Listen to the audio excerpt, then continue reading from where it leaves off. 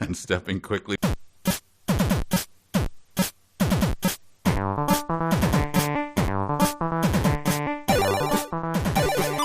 Hello, everybody, and welcome to 372 Pages We'll Never Get Back, the podcast where I, Conor Listoka, discuss bad books that we're all reading together with Mike Nelson, who's joining me as always. Mike, we're wrapping up Garrett P. Service's Edison's Conquest of Mars. How do you feel about this journey? Well. It's funny you should ask. I was at I never go to brunch. I was at a brunch the other day. I'm not one who brunches, but I was with. I would have said that about you. Yes. Yeah. I guess if you had to pull the lever either way, check the box next to it. You're too busy waiting in line for cronuts, I think, is that's why you right. And two people. Like doing the what are you reading now? It's a person I haven't seen in a while, a well-read, a very thoughtful person. Said, I'm reading a book on Edison, written by some Pulitzer Prize win. I don't know what it is. So. And then my own wife said, "Oh, I'm reading some very distinguished book, and it focuses a lot on Edison and his influence." Then the conversation takes a little. I see my opportunity. I'm like, I am also writing a book on Edison. Wow. Yeah, the stares and coughing. No, actually, everyone laughed and said, wow, you get out, is what they said. Tim Robinson character in an I Think You Should Leave sketch. Yes. Oh, it was very funny. Yeah, did any of them know the term Edisonade? And they did not. So that part, at least, I had that on them. I was like, no, he was, superhero solving problems and everything. They're like, oh, that sounds about right. Sure. Steam Man of the Prairies. We all know where you're coming from. That's sure. Yeah, this book. I'm sure this book that this guy's reading, the biography of him, focuses heavily on Steam Man of the Prairie. Is that a Steam Man of the Prairie tattoo? I see. That's you're in deep. Well, so to answer your question, the long way out, I'm excited to finish this and learn everything I can about Edison. Well, Edison comes off as well as anybody could in this book, probably because it's written by the fawning self-insert Mary Sue of Garrett P. Service. And I think that throughout the book, he's sort of been almost a godlike character who every time there's a problem that needs solving, he solves it, even if it means denuding a crow at some point in time. And that does not change in this final third quarter of the book. No, he's much like Vanilla Ice. If there's a problem, he'll solve it. And to this point, we've traveled to the moon, back to Earth, to a Martian asteroid where we harvested gold, and then we finally made it to Mars. They've lost many men and many ships along the way, but for the most part, they've also captured a Martian who died, and now they've captured a Martian slave who they believe to be an Earth woman, who is now aboard their ship, and they learned the Martian's language, and now they're learning her language. So it tends to repeat a few beats, but that's what you would expect when you're doing one of these old serials, I guess. Yes, and to be clear, the return trip to Earth was, I think it's the equivalent of the family vacation in the, in the big station wagon where there's 6 kids in the back intentionally don't tell Dad that Timmy never made it back from the bathroom and they stop and then lets them go, and then they punch each other when one's about to go, Dad, he's not actually back here. And then you travel 150 miles. Right. And then your father curses the entire way back to the mobile station where he's sitting on the counter with a lollipop. That was what the trip to Earth was like. You could tell that story, which sounds like it's almost a beat for beat something that happened in your childhood on the next Patreon Extra, maybe. Okay, I will. So that was a great moment of this, as was the discovery of moon jewels, the hucking of solid chunks of gold towards the Earth, the leaping up and down once you've calculated your specific gravity, even though many of your compatriots have died. So this book's been filled with a lot of good stuff, and a lot of as he described those moments in such great detail, there's also been a ton of stuff. Another patented Garrett P. Serviceism is being unable to describe something. Something is so incredible and awestruck that he's unable to tell us, the reader, what is happening. So that's been a very fun thing to repeatedly encounter. That, as well as the I'm on Mars. My feet have touched the planet that no one else has walked on. I'm full of just immense feelings. Oh, hey, look, that thing reminds me of the Waffle House off Route 95, or any other Earth architecture, Earth art, Earth trees. They're all something that reminds him of here on Earth. I believe he was attacked by essentially a big dog when he first set foot on the surface of Mars. Yes, that was before they learned how to sweep their disintegrators. But yes, they killed the dog. That's a big moment. That's a huge moment. I would add the only other tick you might mention is the sort of professorially grabbing one's lapels and going, it would do me little good to try to explain to you what I'm talking about here. However, let me go on for 6 paragraphs about how the oscillation of the waves... You promised I was too dumb to talk about this. Yes, oscillation of waves, Martian ice caps, and, as we get to in this one, phronology, which plays a gigantic role unexpectedly. It's like in the 7th game of the World Series, the early 2000s Yankees, if the 9th inning, instead of Mariano Rivera, they brought in like Gallagher out of the pen or something like that.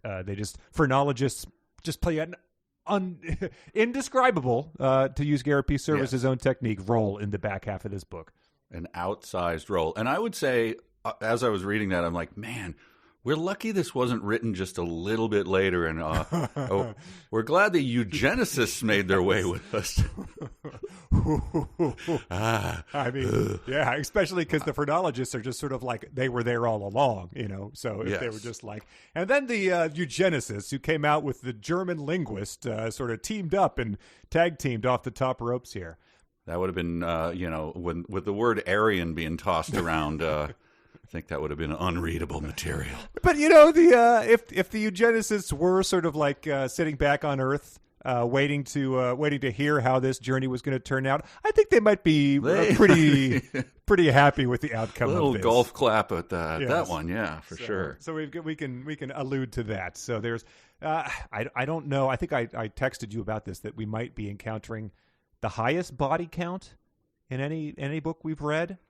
Yeah, you had sent that to me before I had read my section, so I was like, how can this... So that's pretty exciting, but now that I have read it, I can't think... But I have a bad memory for what the books were about. I kind of put them out of my memory. So. Yeah, but like, I think that in, Ready Player One, that was potentially, there was... an off-screen body count before the book started, there was some sort of incident. After the apocalypse, yeah. And then I think in Ready Player 2, there was a potentially high body count threatening everyone who was plugged into the Oasis while our heroes were gallivanting around the Pauly Shore planet or whatever. Mm-hmm. But I don't think it ever materialized. So, we'll get to it. But there is a lot of death, a lot of moral quandaries to be briefly weighed, but it's pretty exciting final quarter of the book, which I think as we were reading this, you weren't really sure what to expect, but Garrett P. Service really laid on the pulp sci-fi style here. He stepped it up. Yeah, he knew what he was doing. This is the age of Conan Doyle. He knew how to keep the audience hooked, so they bought that. How much was a newspaper that you were... this was serialized in a newspaper, I'm assuming. Yes. I think a Boston newspaper. I mean, I don't know. Was it a penny? I don't know. That's a good question. Sometimes you see things in old movies and you're like, wow, I'm assuming it'll be way cheap. Like, obviously, gas is the one, it's right in front of your face. You see that and you go, holy cow. 17 cents. 27 cents a gallon. But then other times it'll be like an Old West movie or something. It'll be like steak and potatoes, $7.50. Like, wow, all right. They weren't getting any kind of a deal there. Right, yes. Well, I guess that was their meal for the week. Yeah. But so to talk all that up as we did, as being relatively exciting and stuff, this section that we read this week began with a tedious language lesson. 3 weeks of a tedious language lesson. So. So the sizzle here is fleeting at times, but it is they've brought the Martian slave girl, slave of the Martians, who we learn her name soon, but the beautiful harp player who they burst in and vaporized, and immediately their jaws dropped to the floor and their tongues lolled out towards her harp, essentially. They've brought her on board. They believe that she's like speaks a grand unifying language of thousands of years ago, and the German Heidelberg professor is studying her as he was making the faces. He was going like whoop whoop to see what she would pick up on. But after he was making everyone else, everyone. There's a couple of suitors. He's setting up a couple of suitors, and he makes them jealous essentially by teaching her the words for language professors Wang and stuff like that. So that stirs up their jealousy, and now we've got a rivalry going. So. Yes, the people who are jealous about that are Colonel Alonzo Jefferson Smith, the military leader of the Great West, and then Sidney Peters, I think. Sidney Phillips. Sidney Phillips, yes. So that's the young man, and then the older sort of grizzled war veteran are the ones who are watching these tedious language lessons, and just a love rectangle is forming or something. Mm-hmm. But the German professor declares that he has mastered the tongue of the ancient Aryans, and makes the somewhat chilling claim for a early 20th century German that it's you shall see, it will the speculations of my countrymen vindicate. So you never want to see that type of vindication being loudly asserted from an early 20th century German. And they're like, "What's that arm gesture you're doing there? That's very strange." That's the Martian Sign Language for the linguistic professors Wang is what we're doing. And we learned that the girl's name is Aina. Yeah.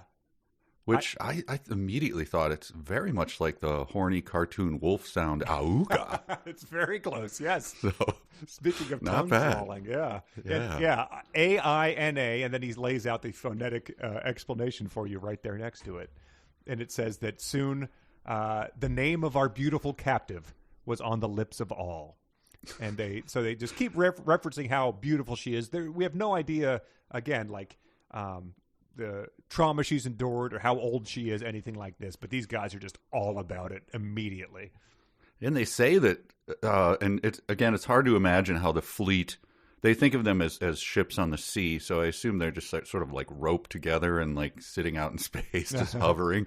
So guys are like walking between them, with white claws and stuff. Like, hey, did you hear about Aina, man? Because they said the news just travels all over. Yeah. So they must be doing it, ship to ship. Yeah, so they're either doing, spacewalks out there, or they're just hopping on the intercom to tell the ship of Japanese phrenologists, like, hey, by the way, the hot slave girl's name is Aina, and then they describe her. Extremely beautiful. Her name is on all of our lips. He hears the entire ship muttering behind him, clapping. Japanese phrenologist, is that the sound of one of your phrenologists banging himself on the head with a oversized mallet? It is, yes. Thank you. Yes, we had a little bit of that here too.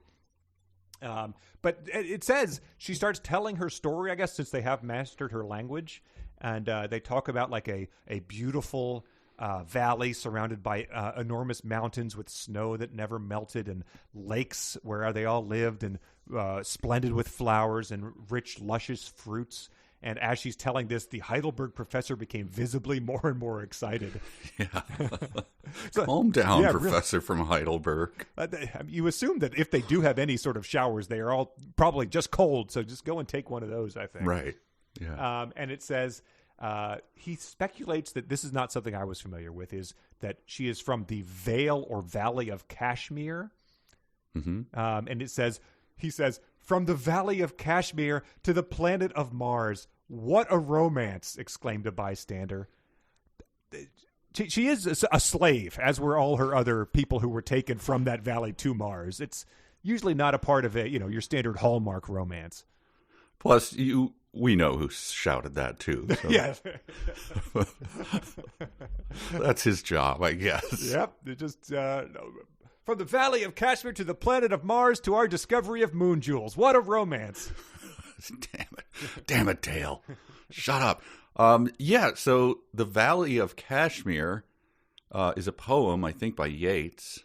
I could be wrong. I looked up. I think it might be Thomas More. Oh, okay. There could be Thank more goodness. than one, but Adalung. So Kashmir, I assume it just means India. It means Kashmir, right? okay. And Adalung, or I don't know if I'm pronouncing that right. I couldn't find any. I did not know this, but I assume there was some.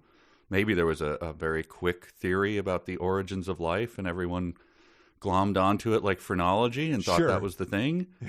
But I couldn't find any reference to it. So if anyone else has it, Maybe I'd like to is hear. Adelung the Heidelberg professor's first name? I thought it was. No, he says my great countryman. Oh, yeah, interesting. So declared. Anyway, Oh, it's yeah. it's India, and he immediately her description of a place with mountains and streams and trees, and he goes, "Oh, that's obviously India." Yeah. No, I was in Katmai National Park in Alaska. It was Fat Bear Week. I was really excited. Yes. Well, yeah, so we do know from last week's episode, too, that Service has put in stuff that, shockingly is only found in Garrett P. Service's Edison's Conquest of Mars. Yes. The person who wrote about, like, the 7 sisters of the Santa Ana or something. Yeah. I commented on his 7 blog. devils of the Santa Ana. Yeah. I commented on his blog, and he said, like, I'm glad you guys are reading this or something like that. So I told him this was the only place we could find the reference to that. So this could be another one of those. Nice. But it says that Sidney Phillips is standing there watching Colonel Smith recite this Thomas More poem, and it says he's catching the murmur of Colonel Smith's words showed in his handsome countenance some indication of distress, as if he wished he had thought of those lines himself.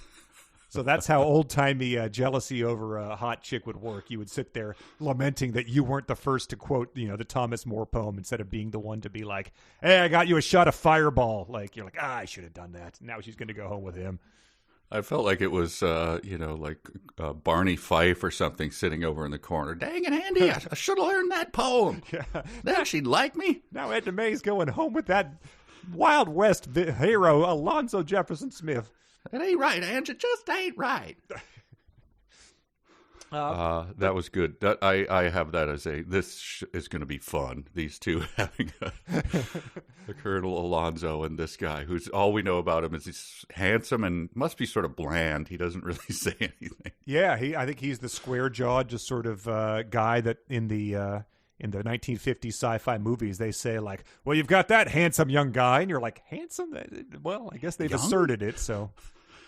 Steve, he really is quite the physical specimen. Like, the guy with the greasy hair and the weird forehead? Okay. Yeah. I guess you'd get him to help move your fridge. I mean, more so than you would your grandfather, but right. I guess weightlifting hadn't been invented. But they do, so they're awing about this. They're reciting poetry. They're so in awe that she came from essentially, the Garden of Eden. And it says that she says that they carried my people away from them, and after having slain and driven out the native inhabitants, they remained for many years, keeping our people, whom they had carried into captivity as slaves. To reiterate, what a romance. And then, I love this speculation as well. They carried a large number of them off to a strange country where there were oceans of sand. But where a great river flowing through the midst of the sand created a narrow land of fertility. Yeah. And immediately like, well, Martians built the pyramids. I don't see how we could possibly escape that conclusion. It's incredible. So yeah, they make that. I mean, that's as much identification as they get. It's like a river and throwing through sand, and then the German professor immediately says it's Egypt, and then they built the thing, and the statue of the leader, that has to be the Sphinx. It says that it had been, they solved one of the standing mysteries of Earth, which, I mean, to reiterate, is how did some people build some fairly normal things in Egypt? And he makes the claim that it was not the work of puny man, as many an engineer had declared it could not be, but the works of these giants of Mars. So we have an email about this later on, but he essentially does the first, like, it was aliens, that meme Yes. about the pyramids. Yes, he does. And the Egyptians had plenty of slaves themselves, so it's not the fact that the Martians just came there and used Aina's people to do this is that's a little clue about how they might have achieved such a feat here. Yeah, it's like, hey, I'll give you a natural explanation for the pyramids. A lot of slaves, but then Garrett P. Services, I'll give you a natural explanation. A lot of slaves run by Martians. It's like, why not? I'll just make up a natural explanation and say a leprechaun did it, and then I win. Like, what do you say? There's your Sphinx. But to reiterate, the Martians come down on their ships, which they shoot out of giant guns. The Heidelberg professor is going to appreciate the giant German guns that they shoot later. Shoots their ships out into space, and they go to India, kidnap a bunch of people who live in Kashmir, and fly them over to Egypt as slaves so that they can build stuff in the sand. I have that right? I believe that had been their plan, and we later learned that this happened 9,000 years ago. So the Martians, that was their plan 9,000 years ago, and then they just, sort of sit back, wait for phase 3, essentially. Like, it's all going according to plan, gentlemen. And then profit, right? Yes. But yeah, what they intended those, I guess it's sort of like planting your flag. I mean, I'm giving them a lot of credit here. I guess that's sort of like planting your flag on Earth. We built a enormous sphinx of our leader, and so that was our conquest, our establishing dominion over this planet here, and then wait 9,000 years and then come attack and be wiped out by germs that I guess didn't exist back then. That's the plan. It's all going according to plan. So I look forward to, at the end of this book, after Edison's conquest, giant Edison statue, I'm assuming. Oh, man. Yeah, that would be a damn shame. So she's telling her story, the land of sand and all that, and then we get this, I am, alas, no, replied Aina, her eyes filling with tears. I alone am left. So she speaks kind of like the German professor. Mm-hmm. For a few minutes, she was unable to speak. Oh, no. So, I dove to the dark web. Did you now? Someone has to pick up on this. We're not the only ones who notice the staggering time periods given for moments when people are unable to speak. Yeah, no. So I went to the dark web. For the most part, the people on the dark web do tend to be relatively in sync with the odd things we notice here and seek out to see if they are there. Yeah. Is it causality or causation, or do we just happen to find those? Is there an endless supply of recreators and we pick out the things we want? I think we'll never know. A clear answer, and that is that Martians did it. So yeah. Anyway, let's listen to this recreation. It's pretty much what I said it is, but just sure. Here it goes. Okay. I'm kidding. I don't have I can do it as an extra, and if people want to listen to it, yeah, we can play John Cage's 433 for people right then. He might have invented that, actually. A few minutes. I think I could stretch that to 2 minutes and 30 seconds. And then just kind of the shuffling of feet on what you would imagine an electric ship deck would be. And guys like smoking, tamping their pipes, maybe. One phrenologist starts, rolling out the wolf's clapping machine from that one cartoon. Bad time? Sorry. I thought we were so horny. Yeah. All right. She's still not speaking. I understand. Yep. Look, putting, is there a sound of like putting monocles deeper into your eye pit? That kind of thing. Last year in Minneapolis, we tried to do 2 minutes of Kazam sitting next to a boy in an alley, and even that was in front of a crowd was almost unbearable. Because we were kind of asking people to guess too, right? Like how long, or people just didn't know. No, I think a guy set a timer in the front row for us. Right, yeah.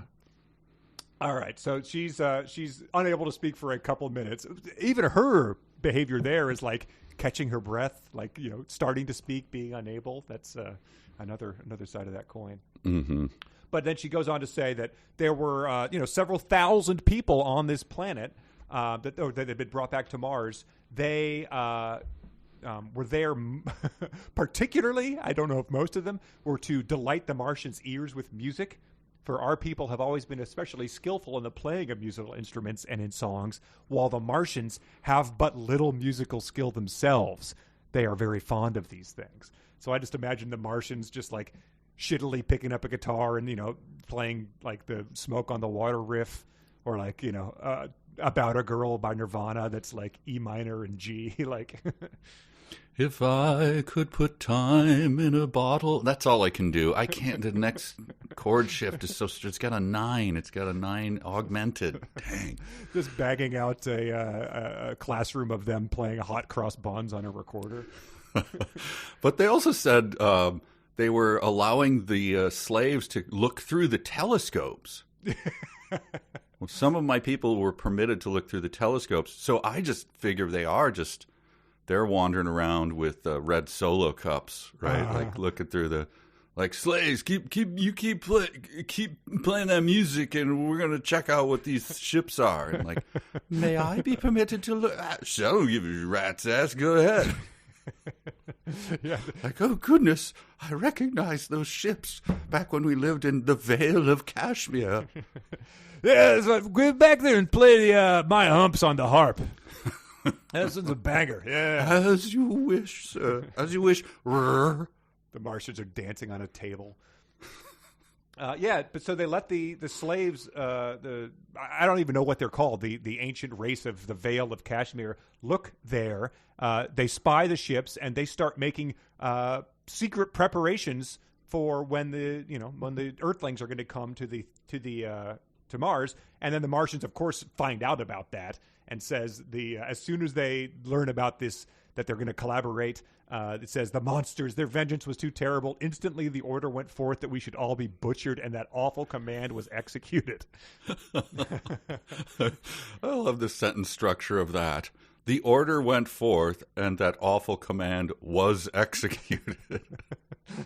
You're talking about, like, literally hacking, I'm assuming, or I don't know how I guess they're little lightning bolt things. Yeah, I guess they have some otherworldly powers from their phrenology brains.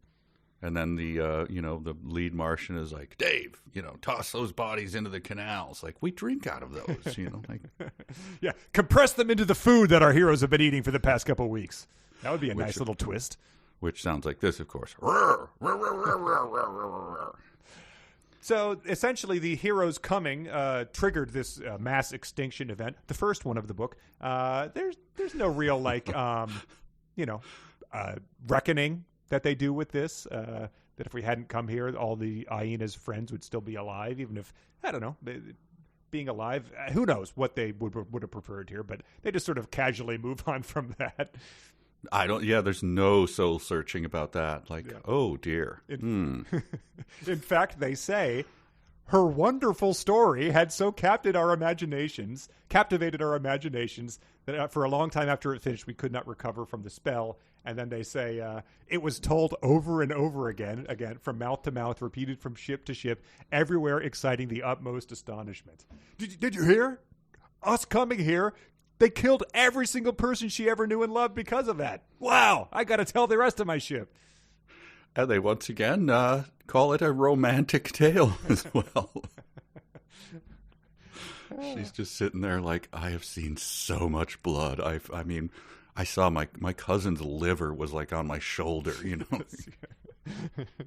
Yeah, and they wouldn't let me wash it off. They thought it was. They told me it was cute. They wanted to see it while I played the harp.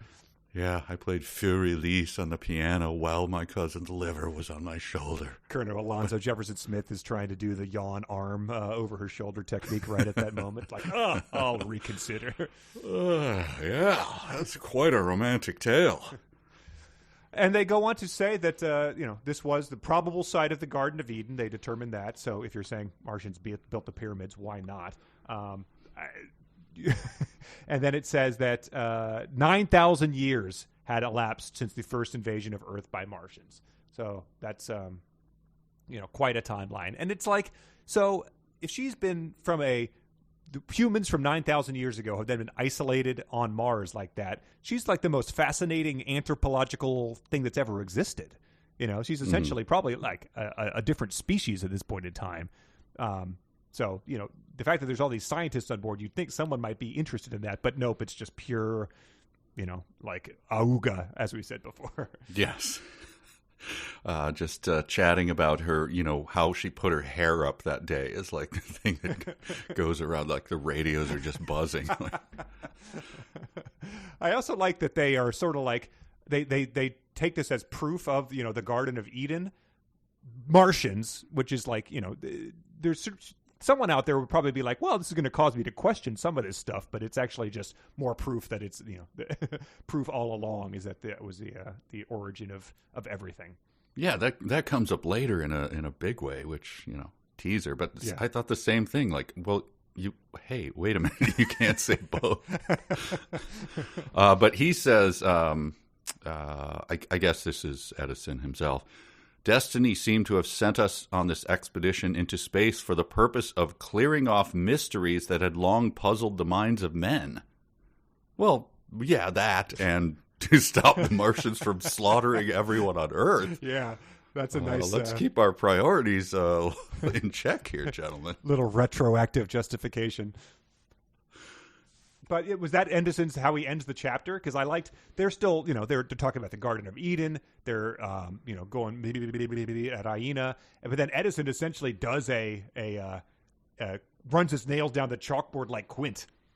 He goes like, this is all very interesting and very romantic, gentlemen, but let's get to the practical side of it. Remember what we came here for, and remember that the Earth expects every man of us to do his duty. Yes, he did. He did grab someone by the lapels and slap their face a little bit. I did like that. Yeah, and it ends with I'm going to give credit where it's due again. It says this Nelson-like summons. What does that mean? Admiral Nelson, I'm assuming. Again, change the current of our thoughts, and we instantly set to work to learn from Aina if Mars, like Achilles, had not some vulnerable point where a blow would be mortal. End of chapter. That's, I don't know. If you were reading that in the paper, that. Yeah, good ending. And since it was serialized, here's my question. I wonder, if you're sitting around the house reading it and then you pick it up and then you yell to your spouse, whoever is reading it, like, hey, where'd you put last week? I want to see where we ended. Is that hanging around anywhere? Or because I can't remember how many minutes did Aina pause before she started talking again. It's important to the story. Like, I can't keep track of your Garrett P. service papers. Just how many fights over that. Yeah, I remember my brother growing up. There was like a X-Men crossover in the Spider-Man Daily comic, and he cut all of them out and like taped them to sort of like a toilet paper roll, essentially. Just like these weeks of comics are back to back. I wonder if there's any weirdos doing that with these Garrett P. Service serials back in the day. Like, I'll keep this. The kids will want to read this when they're older. It's like my weird the uncle who. I've told this story before. Bucket Uncle? Bucket Uncle. Yeah, we'll just leave it there. He would be telling a story and say, yeah, because we were at that place that used to be on the west side of Chicago. What was that, Ma? And my grandma would go, I don't know, Wally, And he would run into his basement and rummage through stacks of newspaper and then pull out like the story of the opening of the restaurant. Deeply weird. That's like trying to invent a justification for your hoarding. It's not like yes. Sherlock Holmes is like, if only we had a record of what happened on June 16th, 1842. But if I throw this away, how will I tell that fascinating story in 12 years?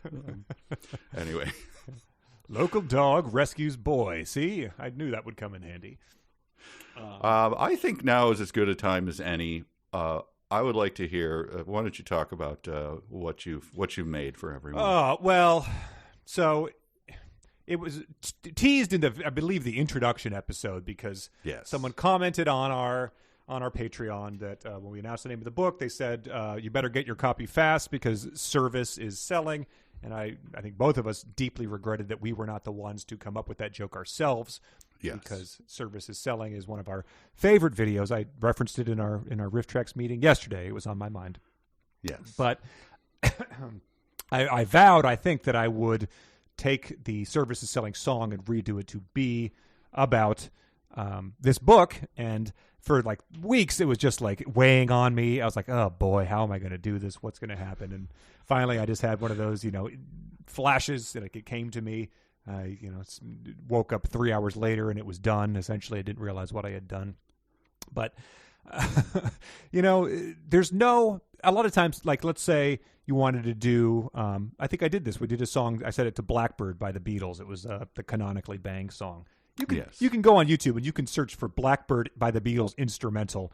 That turns up, so you can do your own little weird parody over it. Sure. If you want to do a Service is Selling parody, that does not exist. So, I mean, whatever the guy used, like Windows 98 Song Maker 3.0, that it's probably like default number 2 in there, but I don't have that. Long story short, I did record a parody of the minorly popular viral video Service is Selling to be about Edison's Conquest of Mars. Well, did you have to strip out the vocals from the... I sort of chopped it up. I went in there, I found an isolated part of the thing where no one was talking over it, and then just looped it to the best of my ability, which is very minimal. So I think you're going to find that some of these loops are not exact. And also, there's like in Service is Selling, if you're a scholar of this, as the people are talking, it's just the bass line and the drums. Once they get to the chorus, there's like a little bridge that has like these crappy horns in them. And that was the only part I could isolate. So the horns are throughout here. So, Oh, wait, crappy horns. Oh, so that wasn't like Tower of Power. It wasn't Clarence Clemens or anything. Yeah, the Motown backing band.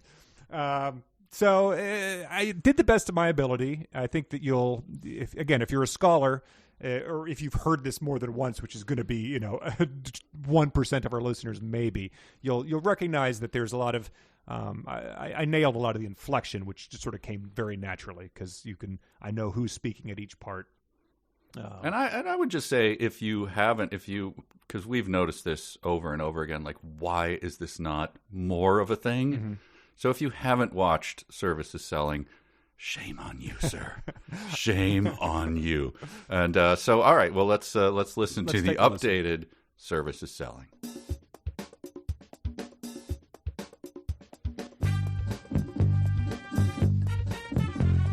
Service is selling. Garrett P. Service. Service is selling. Garrett P. Service. I'm flying to the cosmos to make Earth feel alright. I'm going to slaughter millions with oh so much delight. I can help you disintegrate anything you could possibly want. So many naked crows that I can flaunt. Service is selling. Garrett P. Service. Service is selling. Garrett P. Service. Hello there, Sylvanus. How you doing today? With calculus made easy, you're sure to get an A. I got Lord Kelvin here who wants compressed food to buy. I'll send some right over. We just stole the Martian supply. Hello there, Lord Kelvin. I got some news for you. You should really stop jumping. Our fleet's been reduced by 2. Service is sell. Garrett P. Service. My name is Aina and I don't like to sell. I'm an unhappy person because I am a slave. Playing the harp, that's all I like to do. A rosebush is thorny, the linguist is horny, and I'm feeling sick too. Hello there, Aina. They called me Sidney P. I came on this mission to see red Martian trees. Do whatever you want, I don't really care. They never explained how we breathe the same air. You look quite so pretty that I'm filled with great mirth. Let's kill all these Martians, then get married on Earth. Service is selling. Garrett P. Service. Service is selling. Garrett P. Service. How about a scarf? You'll look dashing in jade. If you buy these moon jewels, you'll have it made. We've got chemists and physicists and phrenologists on board. Edison's the man. Screw Henry Ford! I love killing Martians. It makes me feel so good. Look at all this cute stuff. Who cares if I should? Service is selling. Garrett, P. Service. Service is selling. Garrett, P. Service. Wow, nicely done. Holy cow. So worth it, right? I mean, you're didn't you have a grandfather that fought in World War II? He could not be prouder of you. Helped liberate Dachau, yes. That's what he was fighting for, I think. People just have these flashes of inspiration, and I'm just glad that I didn't, run into a neighbor who was like, what'd you do today? Well, I spent... Just turn around and go directly back inside.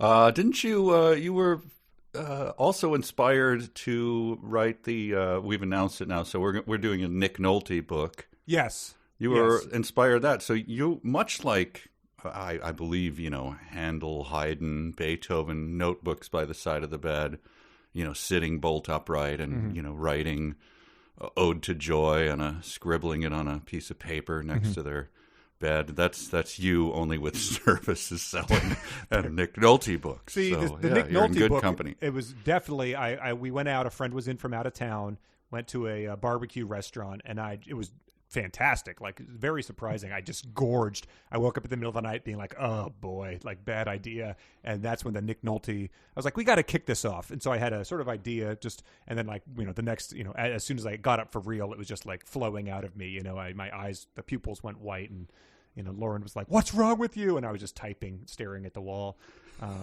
So yeah, sometimes inspiration just strikes, and one of these days maybe it'll be something a little more dignified or lucrative.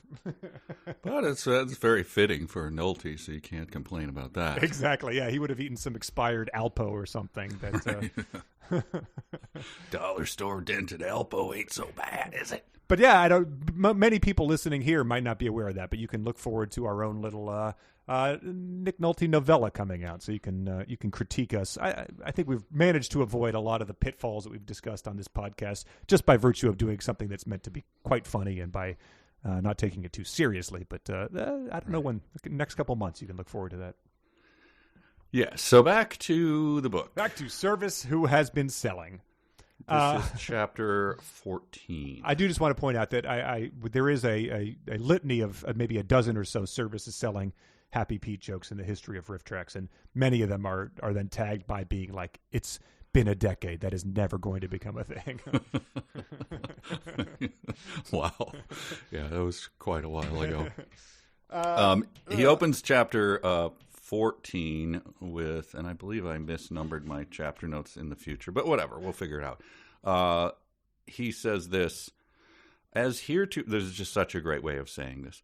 As heretofore, I am setting down her words translated into our own tongue, having taken only so much liberty as to connect the sentences into a stricter sequence than they had when falling from her lips in reply to the questions that were showered upon her. My God. Great way of saying, yeah, I'm making this shit up. Did you? I'm just, connecting the thoughts, but trust me, it's pretty much all there. Right. Yeah, she's pretty hysterical. I'm not sure why I sort of glossed over that, but yeah, shook her by the shoulders and told her to calm down, so that should have done the trick. Could you maybe employ someone to do the same task for you, sir? If if this stuff is coming out of if this is how it's coming out of your mouth, you might have someone who can connect the thoughts for yourself. Right. I did like that he described her as flushed with excitement of the novel situation, fully appreciating the importance of what was about to occur, and looking more charming than before. So, boy. Again, he has just described her describing that everyone she knows was executed mere weeks or days ago, but like maybe she's seeing a vacuum cleaner that makes her smile or something. So that could be it. Yeah, I never thought of that. Yeah. They would have to have those up there, so sure. A sequel to that is coming, by the way. I don't think I told you that. But what? Yep. It takes off right after their wedding. Wow. I think it's called The Misses. So, Blariana's Revenge, we can hope. I hope so. And then she, so they immediately are like, hey, obviously we want to get our revenge. And you're one of us, so what you got? Mm-hmm. And she says, they're pretty fortified because they're always waging war against that asteroid Ceres. Is that how you pronounce that? It makes as good as anything. So again, that whole Garden of Eden thing is kind of fallen away. Where there's just like the sky is thick with planets filled with people. With other people. Yeah, they've all got their own Gardens of Eden, whose origins we don't know. So anyway, that was interesting. But he says, she says, "Oh, it's we lived here and blah blah blah," and then an astronomer says, so she's telling the whole tale of where she lived and how it works, and then the astronomer says, "Yes, that is so," broke in one of our astronomers who was listening attentively. "Many a time I have seen the vast snowfields around the southern pole of Mars completely disappear as the summer rose up high upon them." And, to which Aina just goes, yeah, thanks, jackass. I live here. It is. It's the astronomer attempting to justify the expense of bringing him along. Yeah, I was about to say that too. I'm like 10 feet. I see it over, it's when I wake up in the morning and throw my curtains open, I see it. So thanks for confirming it through your tiny brass telescope. They do a lot of, so this is, they set the stage for pretty much the main set piece here, which is that Mars is mostly below sea level. They've dug canals all over it to try to make it inhabitable. There's a big sea Syrtis Major that acts like a safety valve that lets the water from these melting poles flow north, I guess. And then, this is the type of thing they say. They just say, this is an example how bad this is. To prevent this, they have built a series of enormous gates extending completely across the Syrtis Major at its narrowest point, latitude 25 degrees south. So they're just getting deep into these specifics. But that's her saying that. Yes, true. So she's going into their way of talking, like right. Yes, yeah. They're like hitting her with a ruler. Latitudes, please. Right. Forgot to mention that. Yeah. Or she's just doing it to be like, looking at the astronomer to be like, mansplain this bitch. Like, did you know that Syrtis Major was at 25 degrees south? And then Edison essentially just says, we're going to stop the water from flowing back out by closing a gate. And then it will flood everything, right? Which is all that was like 6 paragraphs, but that's what it boils down to. And it cracked me up that so she's a slave, and like the old again, the red Solo cups must have been out as they're just like walking her around, like, yeah, just keep playing that guitar. I gotta check on all these like the valve lines. Like if this does not stay closed, like we all die. Isn't that weird? Like it's amazing. Now play what's that Green Day song I love? Yeah, play that one. Anyway, it's just like it's amazing. Like don't touch this button. Yeah, it's super lampshaded. I guess that probably happened in Cat Women of Mars, that type of thing. Like it would cut to the woman having overheard that as they're discussing that. Like that's not out of the realm of possibility from a terrible 50s sci-fi movie. Sure, but it's funny to read it in print. But yeah, it's also very funny because it says. I saw one Martian, by turning a little handle, cause the line of grates sitting 100 miles across the screen to slowly shut in edge to edge until the flow of water north had been stopped. So it's one guy's job. He's got like the make work job of just being like, oh, hey, it's June 15th. Got to go up there and turn my crank, and that'll be it for my year. I've earned my nut. Yep. Union says I can't touch anything else. Yeah, right. Could you just close the door on the doors? Aren't my thing. Now, please, I've got some drinking out of a red Solo cup to do. That's right. And they've got a overhead death network, an electrical death network. It says we have surrounded it with a great electrical network. To touch it would be instant death. And then Edison says, he has some good quips. He says, they have got an electric shield, have they? Well, I think we shall be able to manage that. So a decent quip, but most good action quips don't proceed thusly. Anyhow, he continued. That was, yes, I have that down as a laugh out loud moment. Arnold doesn't really say, knock, knock. Anyhow, it's time to die. And go ahead. Yeah, so with that, they get their plan, which I guess when you hear, you need the greatest minds of the world when you hear, yeah, the Martians, there are, basically an infinity tons of water surrounding their very vulnerable cities, and there's a switch at the middle of it.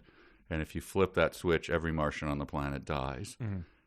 It's just good that there were a lot of wise men to go, hey, we should go down and flip that switch. Phronologists, guys, what do you think? Well, let's consult the flip switcherologist here. Yes. He's probably the guy good thing we brought him along. So, yes, the painfully beautiful, weak woman tells them of their plan, and they're like, you know what we should do? Like, yeah, that's why I was telling you that. Why I noted like one guy turning it. You idiots. Yeah, it's I suppose when germs, water, like ordinary table salt are the things that traditionally undo these invasions in the history of popular culture. This is leaving a big crank with like, do not turn during summer, instant death awaits sign pointing to it is fits in with all those other ones. And it also, I think I brought it up on this particular book podcast, the excitement for canals. So this is really like you have to put that in mind as well. Mm-hmm. People were going bananas for and like emptying their bank accounts. Like, I want a part of that canal they're building. Yes. So just remember, this is supposed to be super exciting.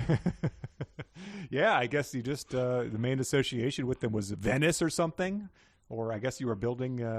Well, I think it was canals and stuff. Yeah, it was like it was like a space shot or something. Like, can you believe this? We'll be able to go, here in like 2 weeks. Ohio, can you even imagine? Can you imagine the riches and majesty? Yeah, but hey, if it's unknown, yeah, it makes sense. It is funny. Like, just what if we had this horribly mundane thing on Mars? Yeah. Oh, there's a book. Make that book. Make that the third act of a book, please. But this is we've neglected to mention some of the little inter chapter sub chapter titles, but this is one of my favorite ones of the entire book. So we boldly quitted the little satellite with our entire squadron and once more rapidly approached the red planet of war. This time it was to be a death grapple, and our chances of victory still seemed good. Ready for a death grapple is the next subchapter heading. Yes. Which it begins with, this is amazing. So Edison's always been able to just upgrade his machines as needed to from crow feather strength to entire Martian strength. And it says that where they're worried about staying in the shadow of Mars, but then they're worried about once they leave the shadow of the moon that they're going to be reflecting light. But the precaution of the commander even went so far as to have the smooth metallic sides of the cars blackened over so they should not reflect light and thus become visible to the Martians. So, like, Edison just knew a chop shop on the side of the moon Deimos where he could just have this car, like, painted black so it wouldn't reflect things. Did they really bring along, many paint cans and guys... hoisting rigs on the side of them and sitting on them singing sea shanties as they painted the sides of the things black? Like, what are they talking about here? The Wizard of Menlo Park, baby. He finds a way. I look, were I Garrett P. Service, and thank God I'm not, okay. Wouldn't you think, he invented a... cloaking device. A magnificent device whereby light would not be... Nope. Instead, it's like cans of paint. I mean, I assume, how do they didn't have, they weren't doing it with Sharpies, I'm guessing. Yeah, I mean, that has to be what he's thinking. I'm sure they didn't have spray paint either. It's pretty great. They're like, Sylvanus, get in there and burn those corks, and then we'll rub them on the sides of all of our ships. Well, I say this is below the station of the author of Calculus Made Easy, but I shall do it for the good of the mission. But then once they have painted the ships, they're like going out here. They've found the great powerhouse of the Syrtis Major River. It says, then a consultation was called on the flagship and a plan of campaign was quickly devised. So this is the point that they have started to realize they need a plan to move forward here. which has struck me as very funny. Sometimes they've gone without a plan. Sometimes they've waited until they're like literally hovering over the thing before they work on their plan. I feel like once the plan is instituted, this is Garrett P. Service. I don't know what else he was writing. He probably had to get the kids to school or whatever. And like, you got to hit your 1,000-word count for the week. And he's like, okay. At first, the intention was to have 20 men, each armed with 2 disintegrators, that being the largest number that one person could carry to advantage, descend from the electrical ship and make the venture. But after further discussion, the number was reduced. First to 12, and finally to only 4. These 4 consisted of Edison, Smith, Phillips, and myself. So that is obviously just burning a word count, right? Yeah, there's no other reason for that, and there's no other reason to specify that. What's the most number of guns someone can carry? Well, how many arms do people have? 2. Well, then it's probably going to be 2. I'm glad we took time to discuss this. But yeah, they didn't. He either went back and realized that those are the only characters he had named, or just guys were like pussing out left and right. Like, who knows? Like, it would have been funny to have some of that dialogue. I think maybe he just realized, like, it's really difficult. You and I, we have both written at this type of thing. It's tough to display a lot of characters at the same time, to move them around in space and physically, you know what I mean? Sure. Keep track of them. That's why I always thought, that's why I always thought, man, that the Hobbit movie, the book is hard enough, but that he just does it as a joke. But in the movie, they actually have to have those amount of characters around. But doing it in a book, it's tough. Like, where is everyone standing? You have to do all the work yourself. And so he just goes, 20's too hard. I'm going to do 4. In real time, he makes that decision. Yeah. Well, yeah. I guess another way to do it would be like almost certain death awaits, like, only 4 brave men, were able to do it. So, but yeah, to gradually whittle it down is quite hilarious. Yes. As is this, it says, after our first encounter with the Martians on the asteroid, some metal was included in their dress, resisted the action of the disintegrators. Mm-hmm. So this is an important, thing here as we're going down there. Mr. Edison had readjusted the range of vibrations covered by the instruments, and since then we had found nothing that did not yield to them. Consequently, we had no fear that the metal of the network would not be destroyed. So that's more good storytelling. Just good writing there. Instead of like the, poing, nothing happened to the metal things.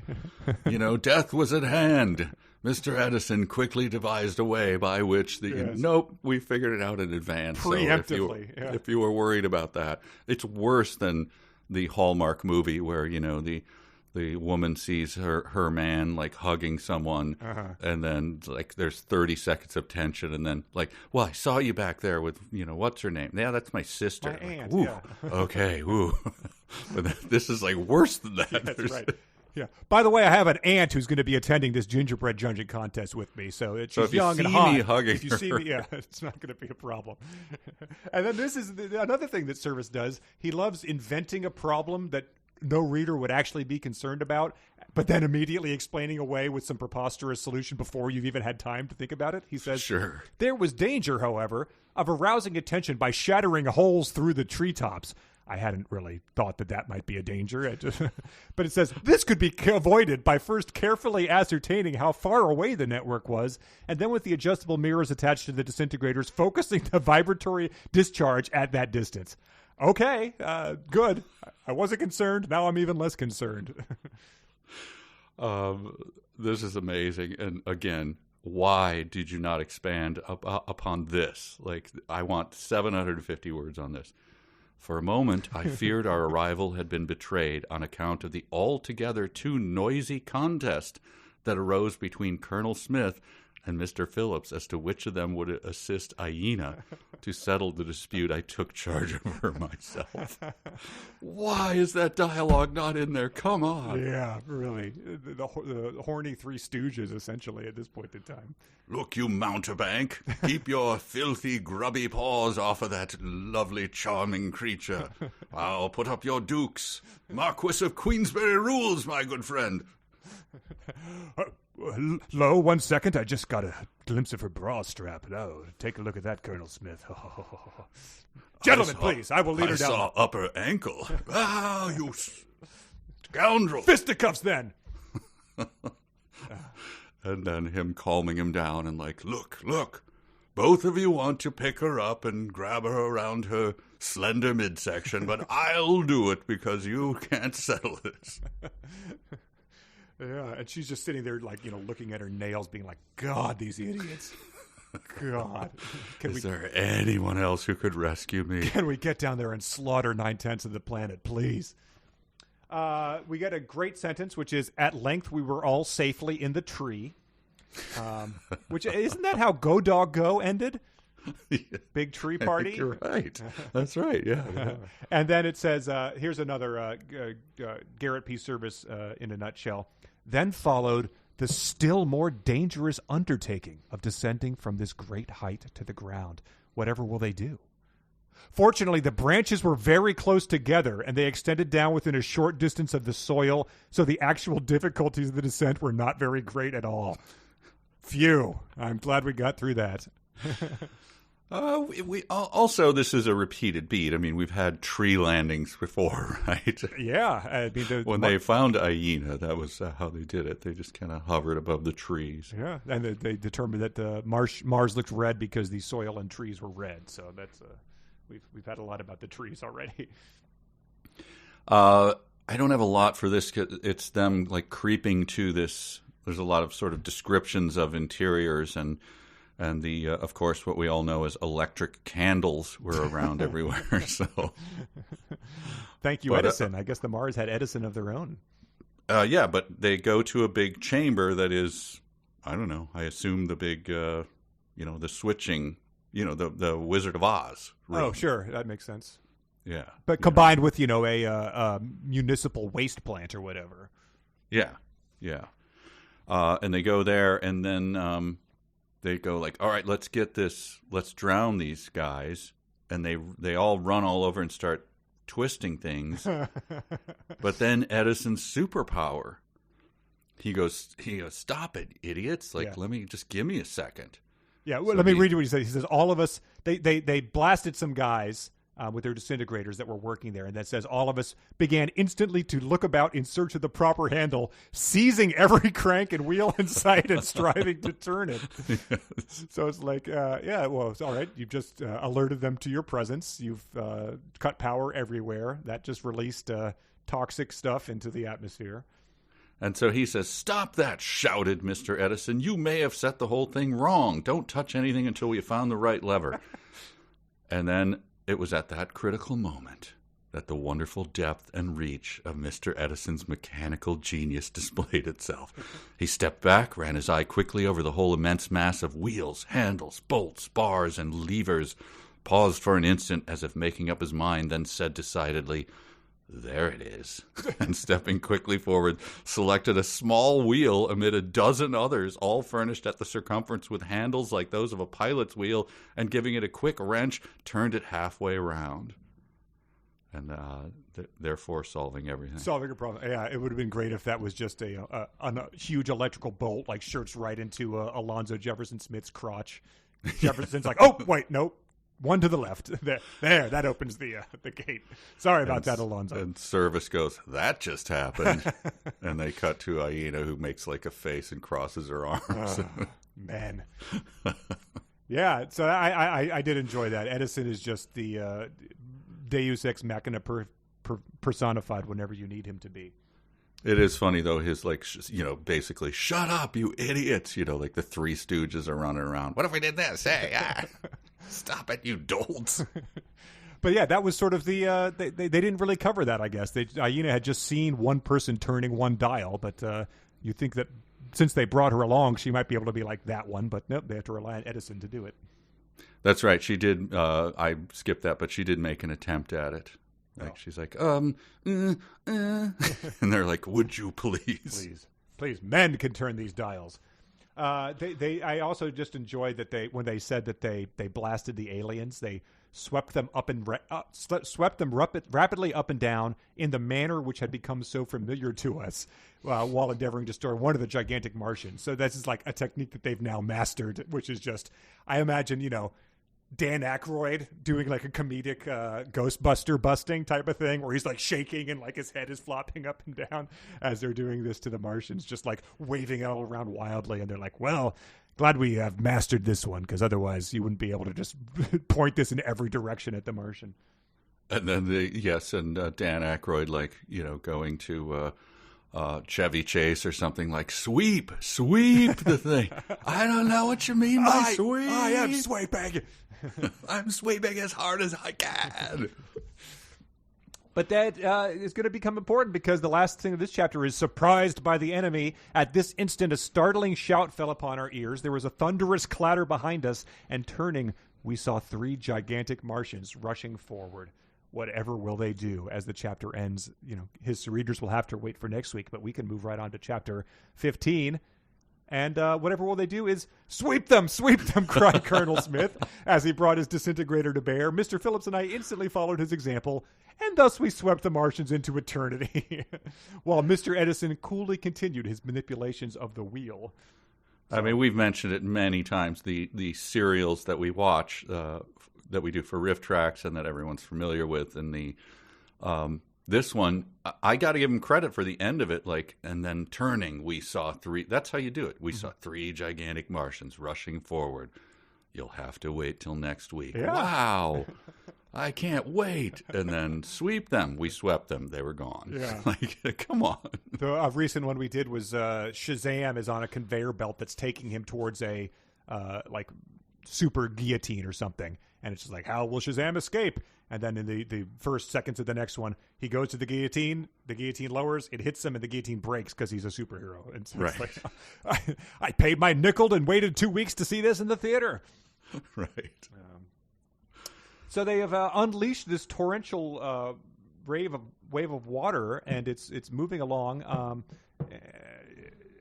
But they haven't really made a plan for what have to done once they've done this. Edison has to say, "We have done the work," smiling grimly. "Now we had better get out of this before the flood bursts upon us. The warning came none too soon." So without Edison, the ultimate genius, being there, they probably would have, sat around and, I don't know, started turning more dials or something. Let's see what this one does. Well, speaking of Ghostbusters, can you imagine them? They're like, okay, the water comes flooding out, and they're laughing and like looking at each other. We got the water's coming out, and then all of a sudden, wow, yeah. The water's coming out.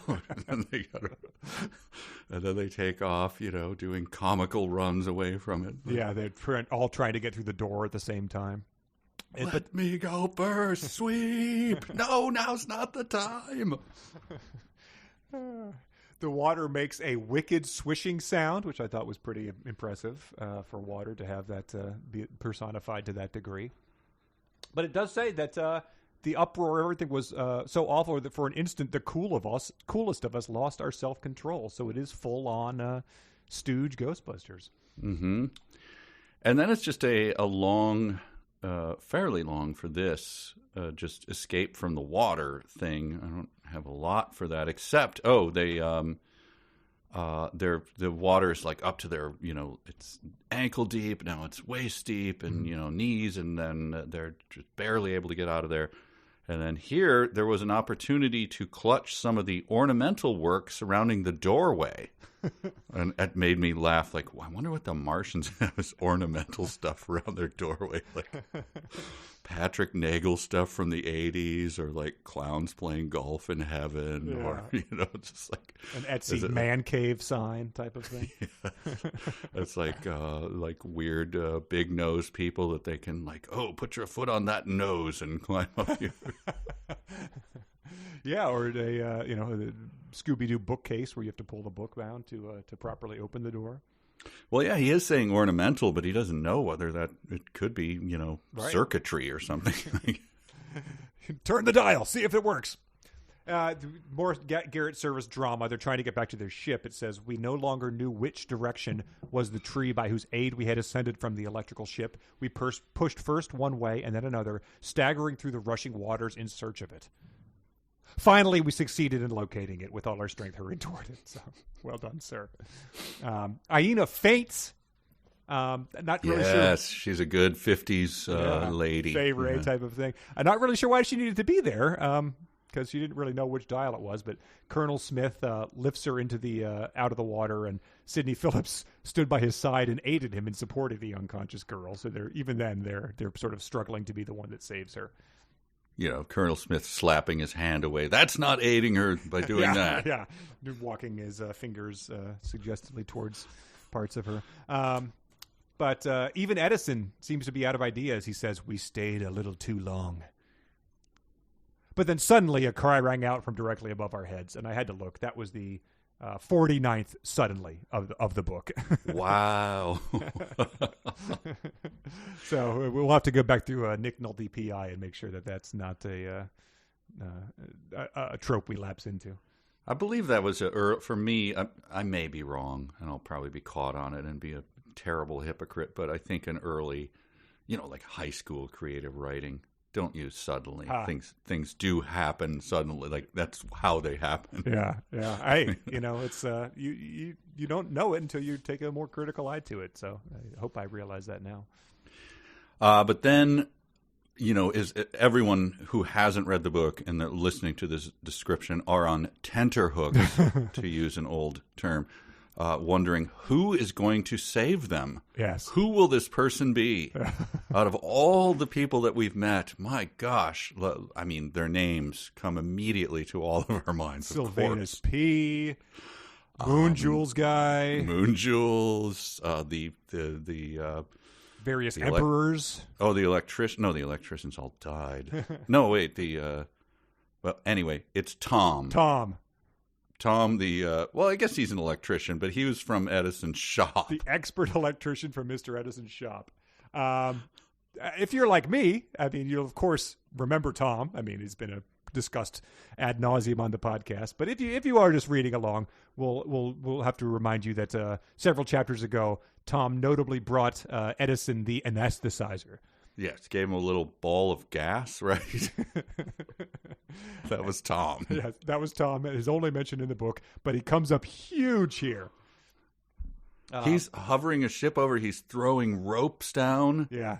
Give me your hand. He's wearing the, like a torn, grimy, scoop neck T-shirt with scratches on it from the fights that he's had. Like, if you want to live, grab that rope. Tom! Aina regains consciousness and, looks up at it. He's the first thing she sees, like him, struggling to get her on board, and she's immediately in love. He has an 8-pack. It says, by the time we had grasped the ropes, so rapidly was the flood rising, we were already afloat. With the assistance of Tom and his men, we were rapidly drawn up, and immediately Tom reversed the electric polarity, and the ship began to rise. I'm going to keep reading. At that same instant, with a crash that shivered the air, the immense metallic powerhouse gave way and was sent tumbling like a hill torn loose from its base on the very spot where a moment before we had stood. 1 second's hesitation on the part of Tom, and the electrical ship would have been battered into a shapeless wad of metal by the careening mass. And end of Tom's involvement in this book. Yes. He shone bright. What we missed was one of the people not grasping the rope, like, I'm too weak. And Tom going, Not today, you aren't. You grab that rope. You've never given up on anything in your life. No, you grab that rope. He does the predator hand clasp with them, and Tom's just bulging arm pulls them on himself. So. I'm the electrician from the shop. Oh, it's just amazing that as we're you didn't name Moon Jules guy, you didn't name the linguist who spoke up in the last section, but you're naming Tom, and it's the same name as the guy he works for. Like, what are we doing here? That is kind of strange. I forgot to mention that. Tom. It is just looking around the room. And his name, he sees Edison. Tom. Damn it. Well, we're stuck with it. You wrote it in chapter 3. As the water then continues to spread across the country, we get some kind of sweet descriptions, I think. It says, as it swept on, it changed the entire aspect of the planet. In front of it, all life. Behind it, all death. But then he also goes on to, that's a big, sort of action scene, like a, who's that, Roland Emmerich type of, is what was unfolding here. Yeah. He does a really bad job of condensing it, though, because right after that he says, the continents that were being overwhelmed on the western side of the Syrtis were Mero, Aria, Arabia, Edom, and Eden. Oh, God. Little Wikipedia in there.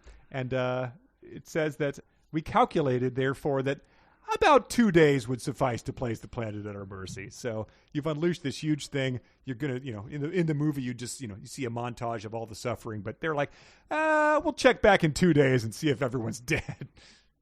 I also wondered, you're just assuming this, but did you ever think that the Martians might have a plan against this? Right. Are you aware of, hey, Aina, do they have any shut-off valves in the middle of this? I don't know. Maybe. I guess so. I didn't really leave the harp room, It's Yeah. Probably do. I mean, that would be smart, right? Yeah. She's stroking Tom's cheek as are we still talking about that? Can't we just fly out of here now? But they do. He gets into. So essentially, I mean, they've essentially released a massive torrent of death upon an entire planet. So at this point, 1898, the biggest moral issue that anyone's ever done, essentially, by turning this crank. Here's how he describes it. We had let the awful destroyer loose. We almost shrank from the thought of the consequences which we had produced. How many millions would perish as a result of our deed we could not even guess. Many of the victims, so far as we knew, might be entirely innocent of enmity towards us, or of the evil which had been done to our native planet. It's that's like weighty. That's the stuff you wake up screaming about years later, Yeah. But this was a case in which the good, if they existed, must suffer with the bad on account of the wicked deeds of the latter. Wow. Ice cold. That is a do the whole village mentality there. Yeah. Wow. And to emphasize how little he cares about these death of millions that he's just initiated, many of whom, bore them no ill will, he moves on to discussing the geography again. I've already remarked that the continents of Mars were higher on their northern and southern borders. These natural barriers bore to blah, blah, blah, blah, blah, more Wikipedia stuff. So, the interesting stuff there is not the moral wrestling, but to the average reader here, it was, is there a plateau anywhere? Do they have mesas on Mars? What about buttes? As the... ships are going over it, and I assume everything is going in slow motion, and we can see bodies, and, it's probably think of Pompeii times 8 billion or whatever, like little children being overwhelmed by the water. Yeah, mothers, hugging them as the door fails to hold and the water rushes in. Barber's Adagio for strings is playing loudly. Yeah, hands sinking beneath the surface. The phrenologists are, huddled together, singing "Nearer, My God, to Thee," and weeping just giant tears. I'm like, oh, hey, look, a butte. Yes. It is incredible. I think it's just he has this knowledge. He did the research and he wanted to figure out a way to use it. But it does, to my point, there are several flooding, hundreds of canals. Canals come on big. So if you are a fan of canals, this truly is your moment. It is amazing. In fact, it reminded him, this is going to come as a surprise, it's something he's seen back on Earth.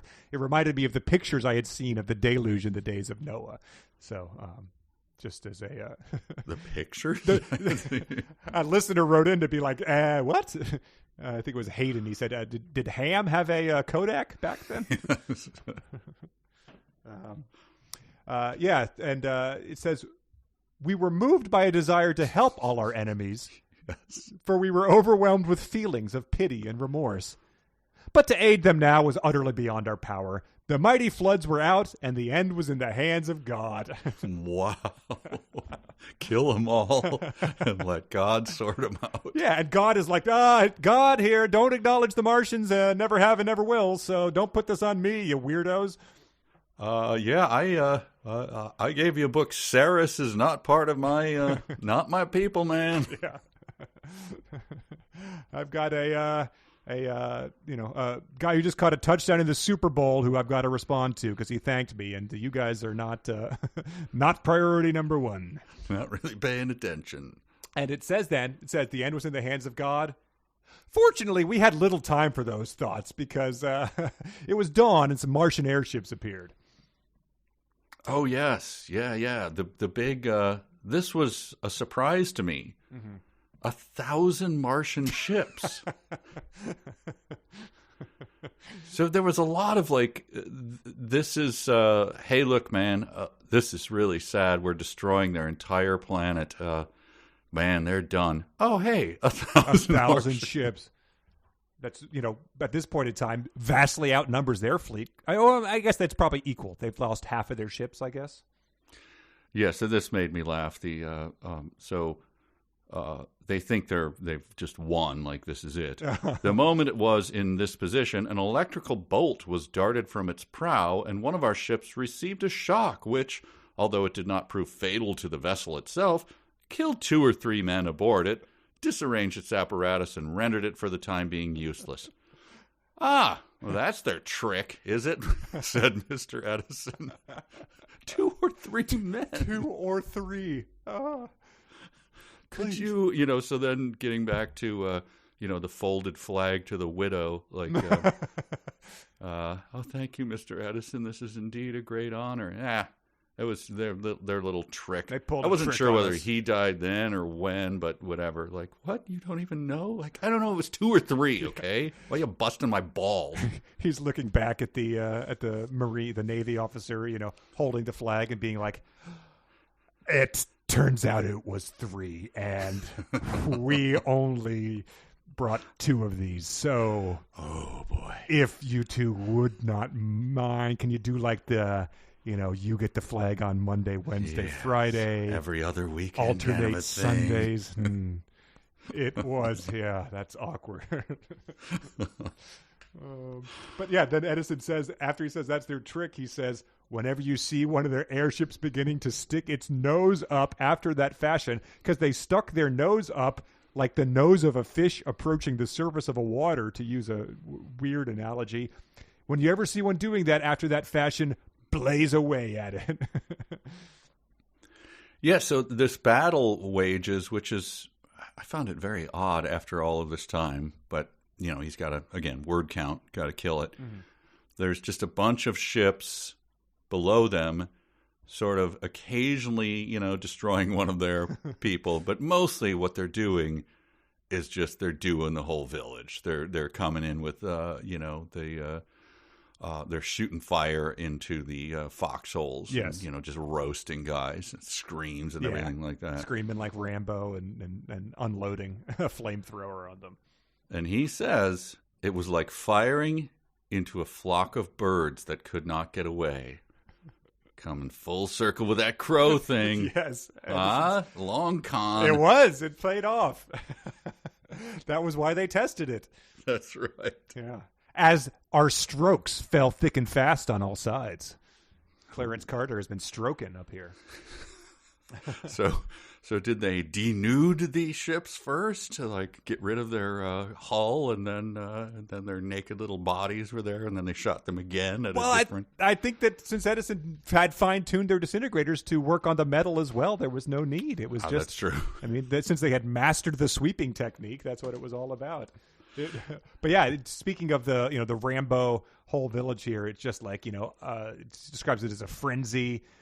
They seemed to discharge their bolts without much regard to whether friends or foes were injured, and our eyes were nearly blinded by the ceaseless glare beneath us, and the uproar was indescribable.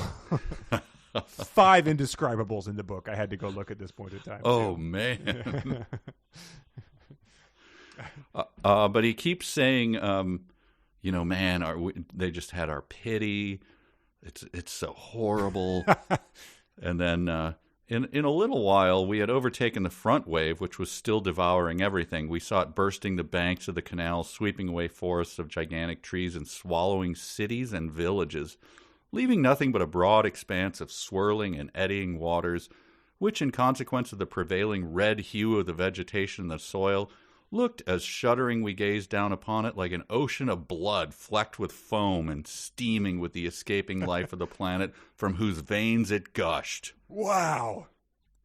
Yeah, we almost felt bad about it. We did. I mean, what are you going to do? Yeah. You got to sometimes cause the blood-flecked foam to stream with the escaping life of the planet. That sounds like he let someone else write that sentence. That is just metal as hell. And Colonel Alonzo Jefferson Smith's saying as he looks upon that ocean of blood flecked with foam, "We have destroyed their elan." What? Yes, I'm very sure that the Martian who just watched his screaming family drown is just being like, God, I had so much elan before this moment, and now it's gone. What are they? I feel like Elan is like, I'm thinking of like Cole Porter writing a song with his cigarette holder and sure. Laughing with his friends with a martini. Jauntiness. Wow. Yeah. Then we get this. It says, watching the destruction. We too saw flitting in every direction, but rapidly fleeing before our approach, many airships, evidently crowded with Martians, but neither armed for offense or defense. These, of course, we did not disturb. For merciless as our proceedings seemed even to ourselves, we had no intention of making war upon the innocent. What? So that's a pretty good double speak there. Or upon those who had no means to resist. What we had done, it had seemed to us necessary to do, but henceforth we were resolved to take no more lives if it could be avoided. So, cancel the Nobel Peace Prize. We've got these guys to award it to right now. Wow, that's like, starting the Ukrainian famine and then saying, like, I didn't want to wage war on them or anything. Like, we just, they just are unable to have any food. I didn't do anything. It's their fault. The water is what killed 9/10 of their population. I'm not waging war on them. Wow, that is a... Oof. Yeah. That was like a deeply evil couple of sentences there. Because, it essentially says, it goes into more of this, but that's the end of that chapter. We can go to chapter 16 now. Chapter 17 begins with them hovering over the Lake of the Sun for a front row seat for the carnage, so they can watch the deluge perform its awful work in the morning. Yes. And so, that sets the stage for some great stuff, but then you get, I think, the most boring sentence of the week, which was, Thaumasia, as I have before remarked, was a broad oval land about 1,800 miles across, having the Lake of Sun exactly in its center.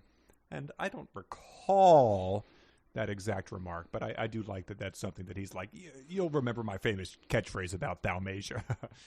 Right. And then goes on to describe it even more, and you're like, look, you may have said this, but you really are taxing me with this. Yeah. It's not fair to do that. We came for Martian blood.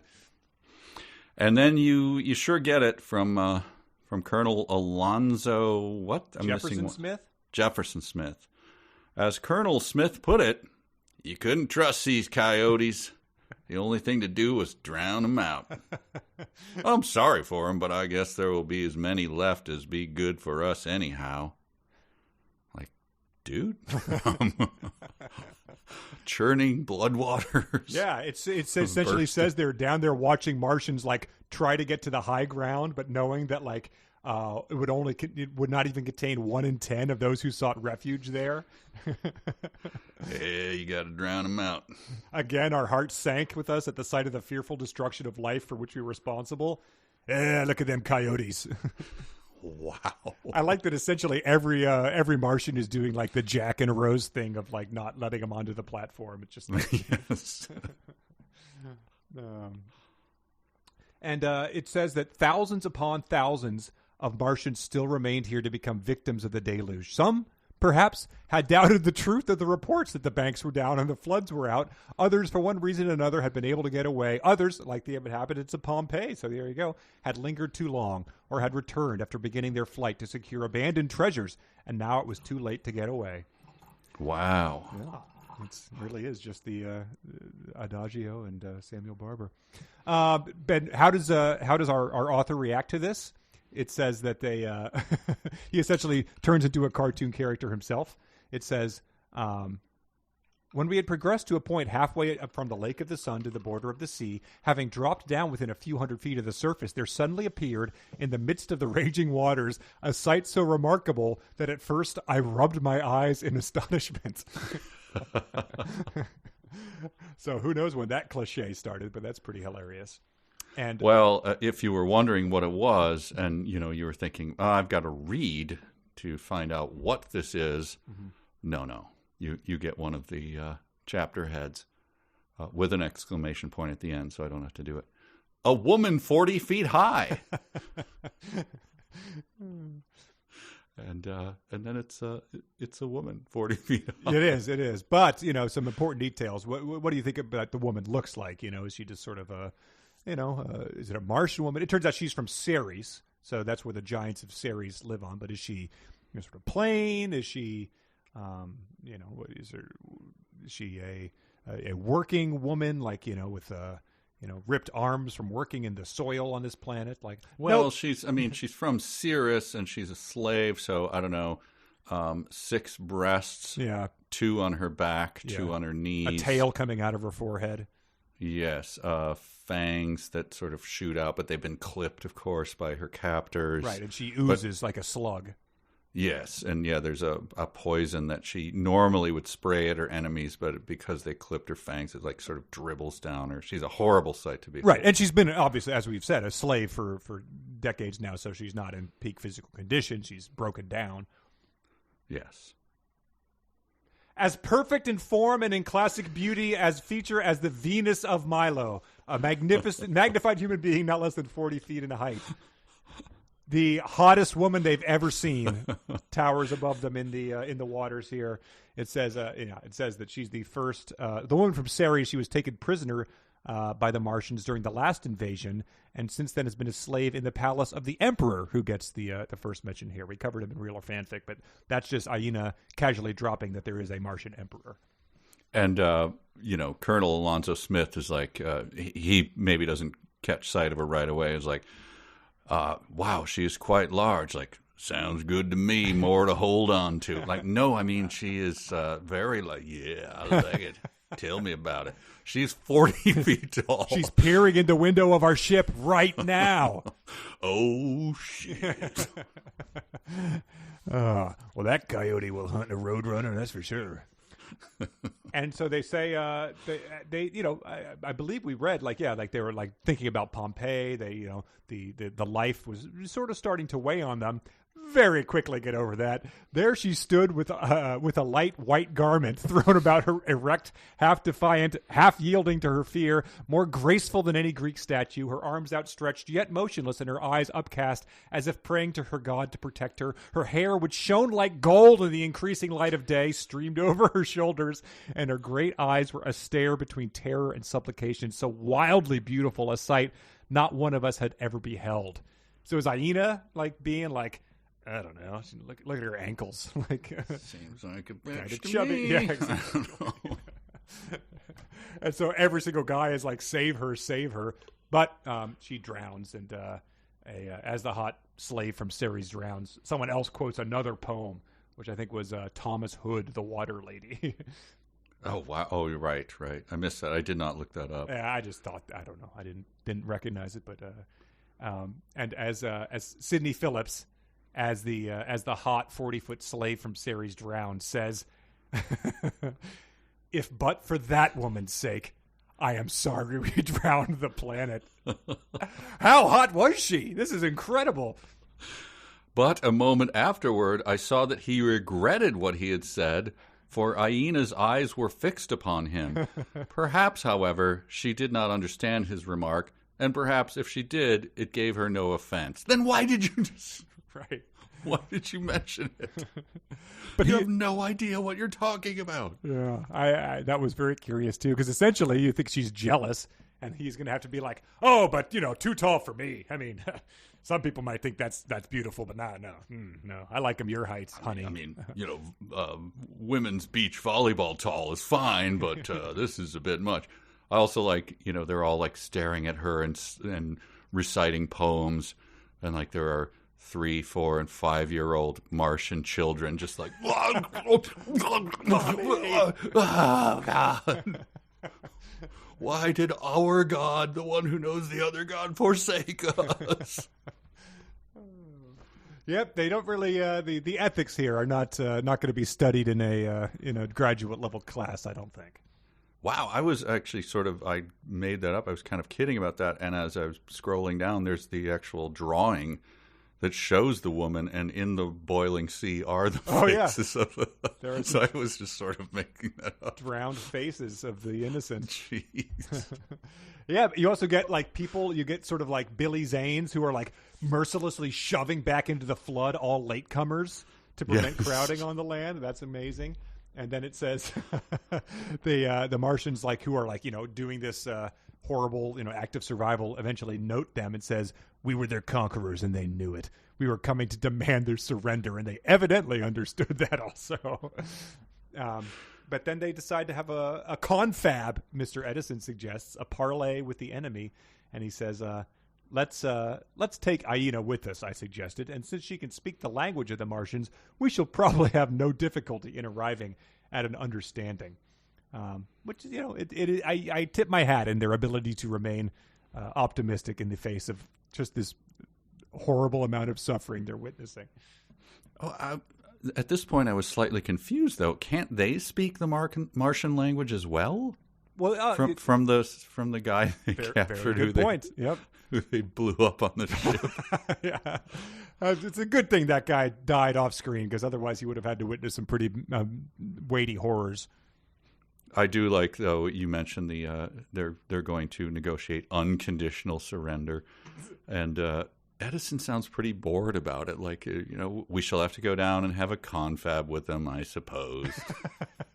We can't kill them off now that they are helpless, but we must manage to somehow make them understand that unconditional surrender is their only chance. Yeah. I mean, let's go secure that unconditional surrender. What did they think they were going to do?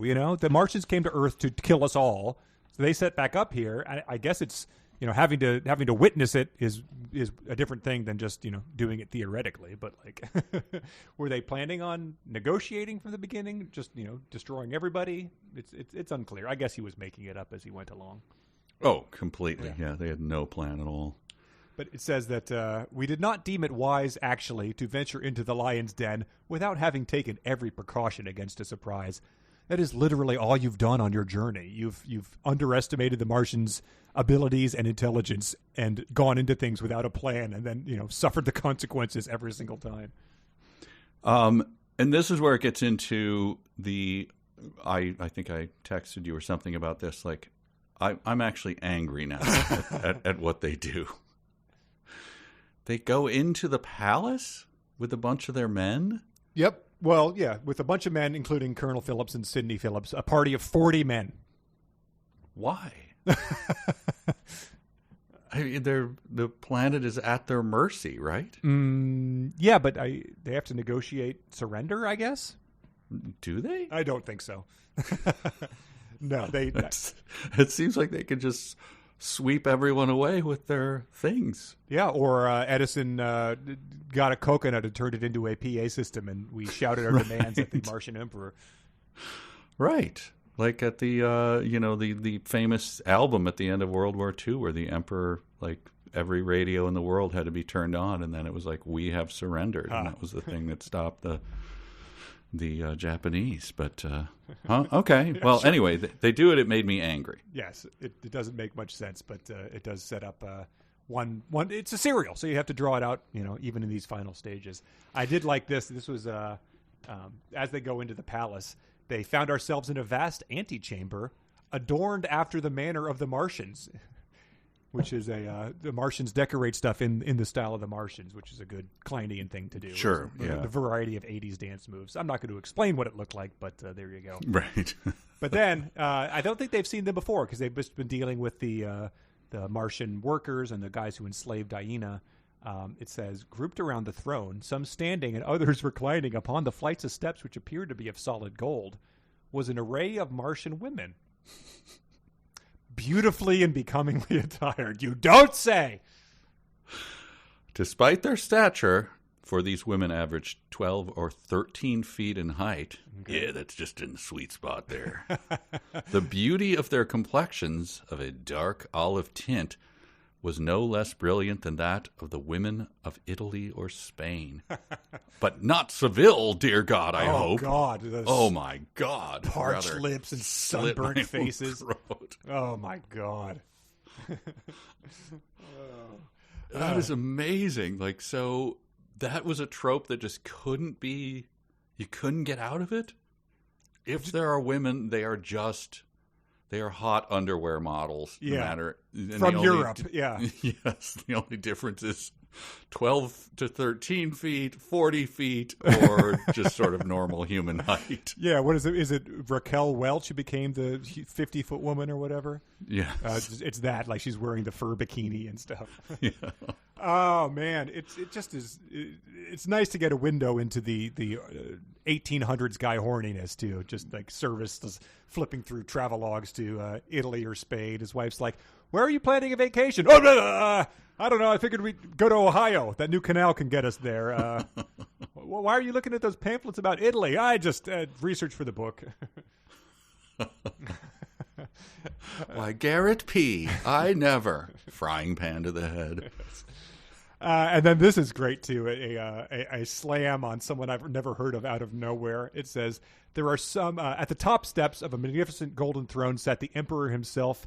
There are some busts of Caracalla, which I have seen, that are almost as ugly as the face of the Martian ruler.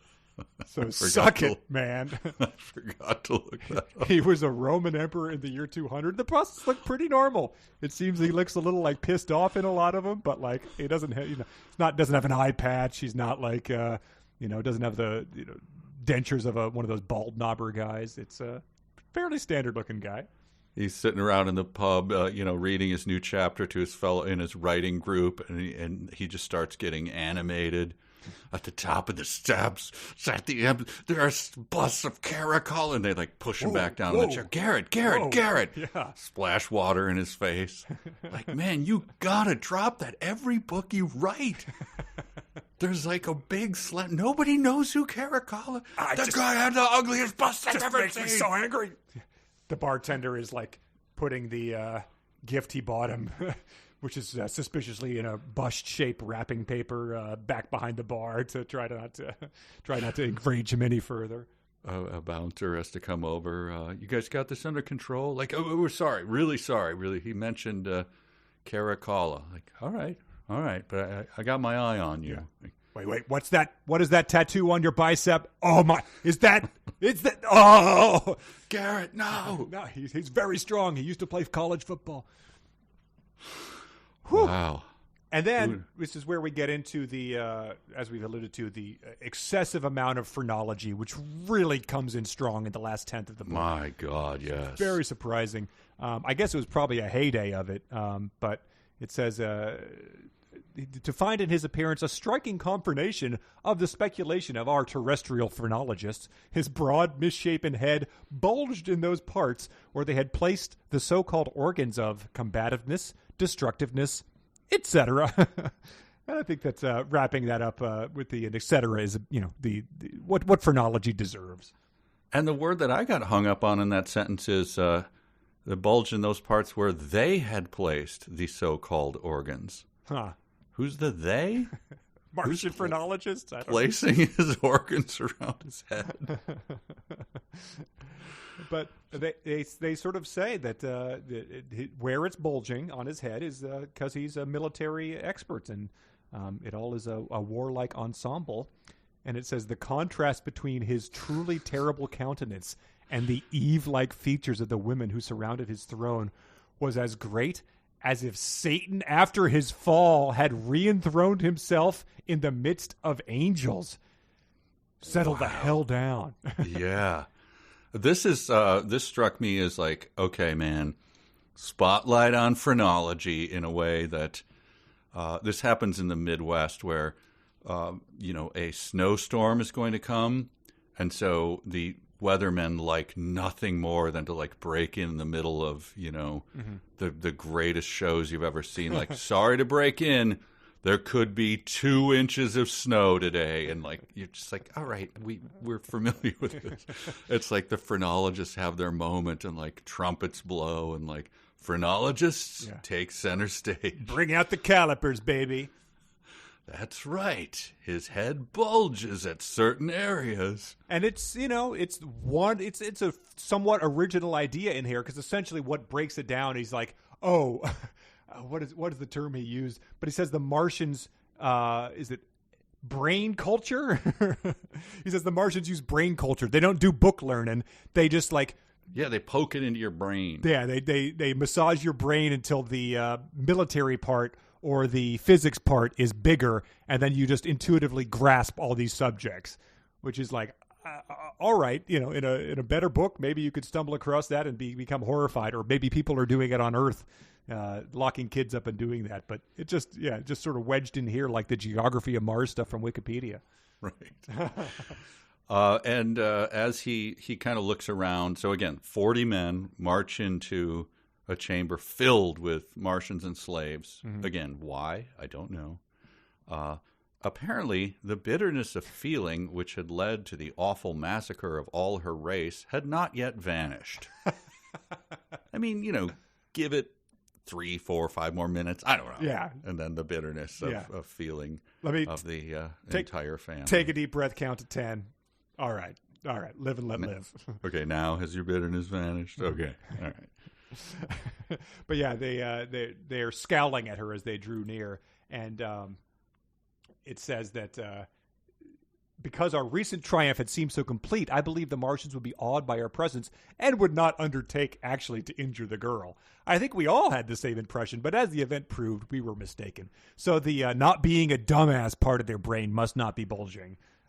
To do that perfectly smooth. Because suddenly one of the gigantic guards, as if actuated by a fit of ungovernable hatred, lifted his foot and kicked Aina. With a loud shriek, she fell to the floor. And then it says, Sidney Phillips, forgetting the deadly instrument he had carried in his hand, sprung madly towards the brute who had kicked Aina, as if he intended to throttle him, Colossus as he was. So I'm glad we had sorted out our military strategy by the time D-Day came around, because rushing in to try to strangle your enemy is probably wouldn't have cut it on Omaha Beach. And then a perfect example of service-esque. Mm-hmm. Who could adequately describe the scene that followed? Well, let's see. Who's in the best position to do that? Who has proven himself woefully inadequate for that task throughout this entire tome we've read.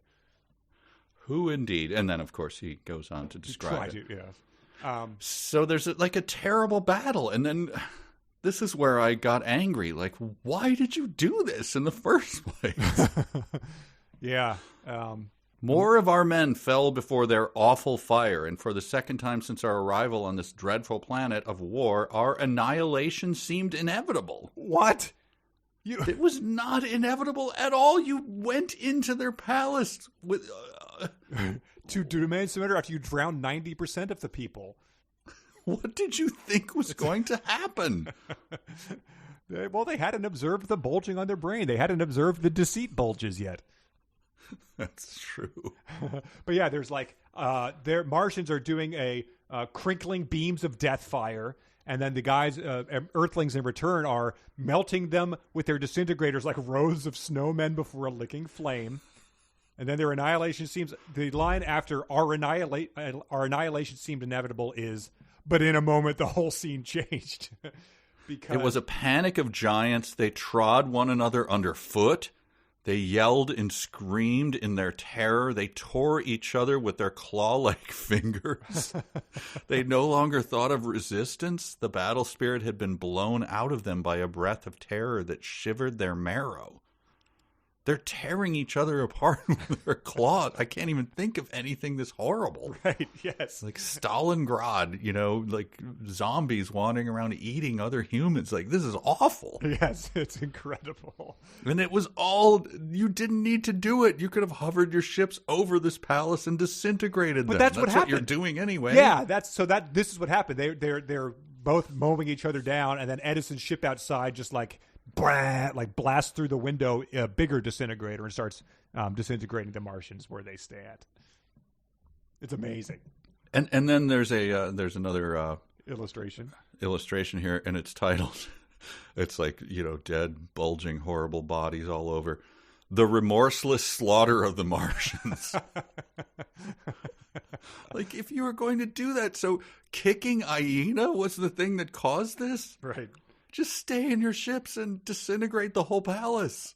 And, you already showed your willingness to do it. You went, eggs, omelets kind of a thing. So, but yeah, it should be titled "The Second Remorseless Slaughter of the Martians." Yes.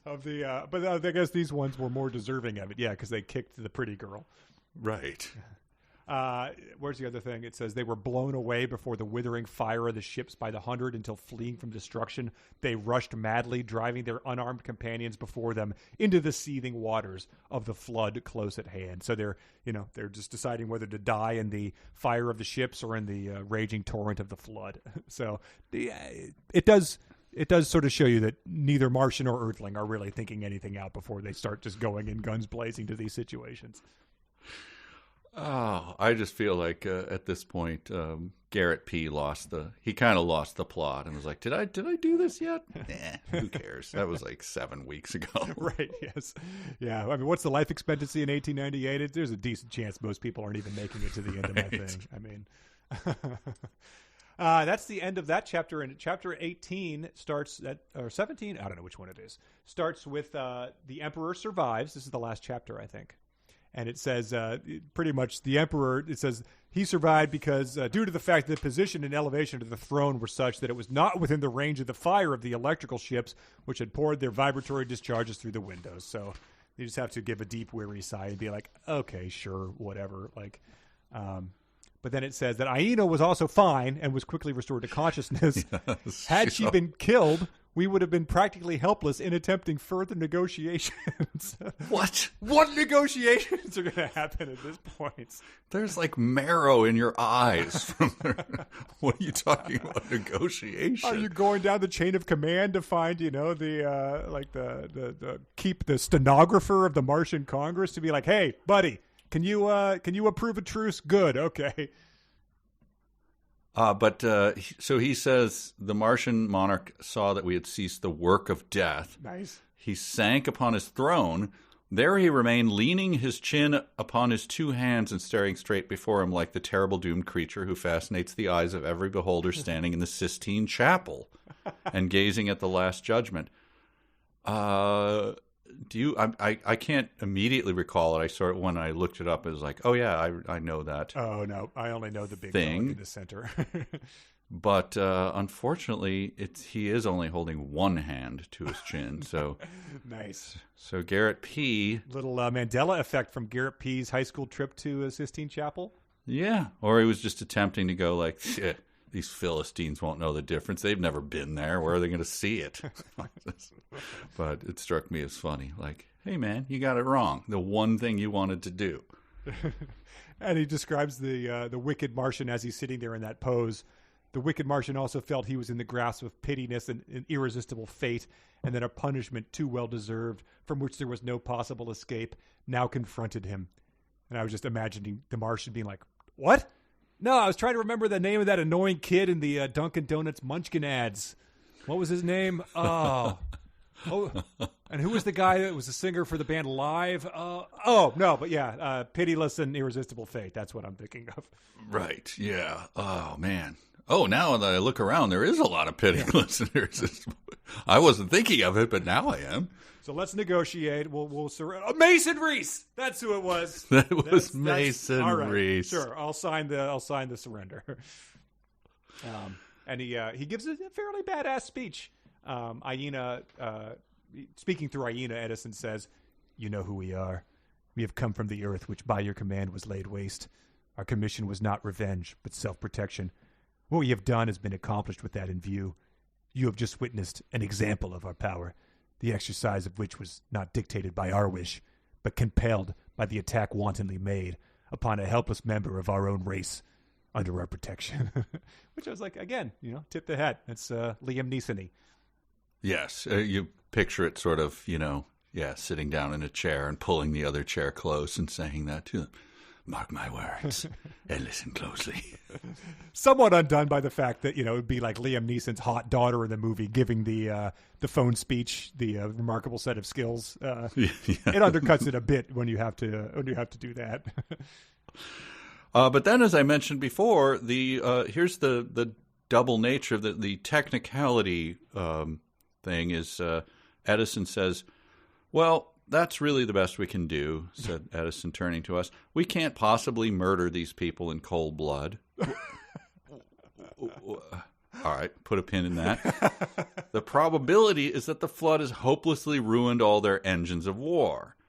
I do not believe that there is 1 chance in 10 that the waters will drain off in time to enable them to get at their stores of provisions before they have perished from starvation. The Martians are begging for them to murder them in cold blood. Please don't draw it out for us. That is amazing. Just sort of coldly stated, like the Wizard of Menlo Park. I didn't kill him. Yes. All of Mars is dead, sir. I mean, this courtroom has to adjudicate. Did you see me kill them? Through your telescopes, did you see me? No, I did not. Thank you. I'm leaving. This is a kangaroo court. We do have a record of the grim speech you made that was essentially saying this is just retribution for what you did.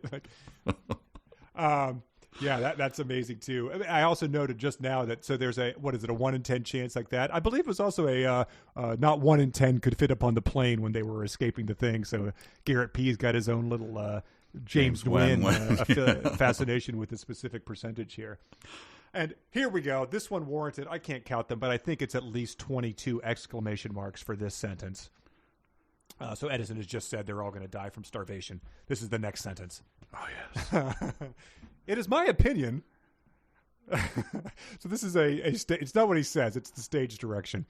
It is my opinion, said Lord Kelvin, who had joined us, parentheses, his pair of disintegrators hanging by his side, attached to a strap running over the back of his neck, very much as a farmer sometimes carries his big mittens. And a parentheses. And he gives some sort of who cares what he says. What a description. For all you've just said, for everything in this book you've deemed indescribable, to say that he's got his dual-wielding, big guns hanging as a farmer sometimes carries his big mittens is one of my favorite things I think we've ever covered on the podcast. Let them starve. Let every one of them suffer. Let them see their children's... Oh, you've got big mittens hanging around you. Lord Kelvin, I know we haven't mentioned you in a while, but this just reminds me of the time I saw a farmer carrying his big mittens like that. You just... sorry, keep going. Keep going. But Lord Kelvin does say some pretty incomprehensible crap. Maybe his mittens muffled the meaning of it. I don't know. Sure. It is my opinion that the flood will recede more rapidly than you think, and that the majority of these people will survive. Huh. Oh, okay. Well, that changes things quite a bit. But I agree with your merciful view of the matter. We must be guilty of no wanton destruction. Probably more than 9/10 of the inhabitants of Mars have perished in the deluge. You don't say. Even if all the others survived, ages would elapse before they could regain the power to injure us.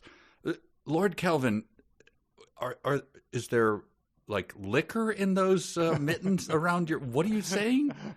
The majority will survive, but 9/10 of dead, and no... It is just like... No, the majority of the 1/10 is going to survive. I mean, so you got 50% of 1/10. What is that? I don't know. I'm not Sylvanus P. I don't know calculus. Yeah, he's your friend's husband that you have to tolerate, like, oh, you married that guy? Oh, yeah, I can't wait to have dinner with him. And then he's like, no, seriously, man, no, listen, 9/10 are dead. Yeah, no, I get it, Gary. Yeah, you're right. But the majority are going to live. Yeah, no, I totally. No, and you don't believe me. And look at this. If you take 9/10 on a calculator and multiply it by 51% of a tenth, which is a majority, you turn it upside down, it says boobs on the calculator. Yeah, Gary, yeah. Your friend looks at you and just does the shrug, I married him. What the hell is he talking about there? I don't know. It's incredible, especially for his first appearance in quite some time. Yes. But that moves on to the next line. The Martians submit. I need not describe in detail how our propositions were received by the Martian monarch. But, he took the oath, he did something. Through it all, there had been the shadow of a sneer on the Emperor's face, which I did not like. And so going back to the Lord Kelvin, it says there would be ages before they could regain the power to injure us.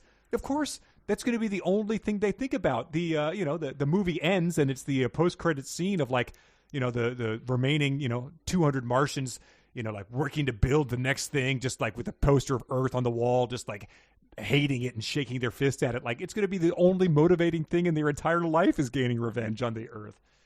It's also that he doesn't say anything.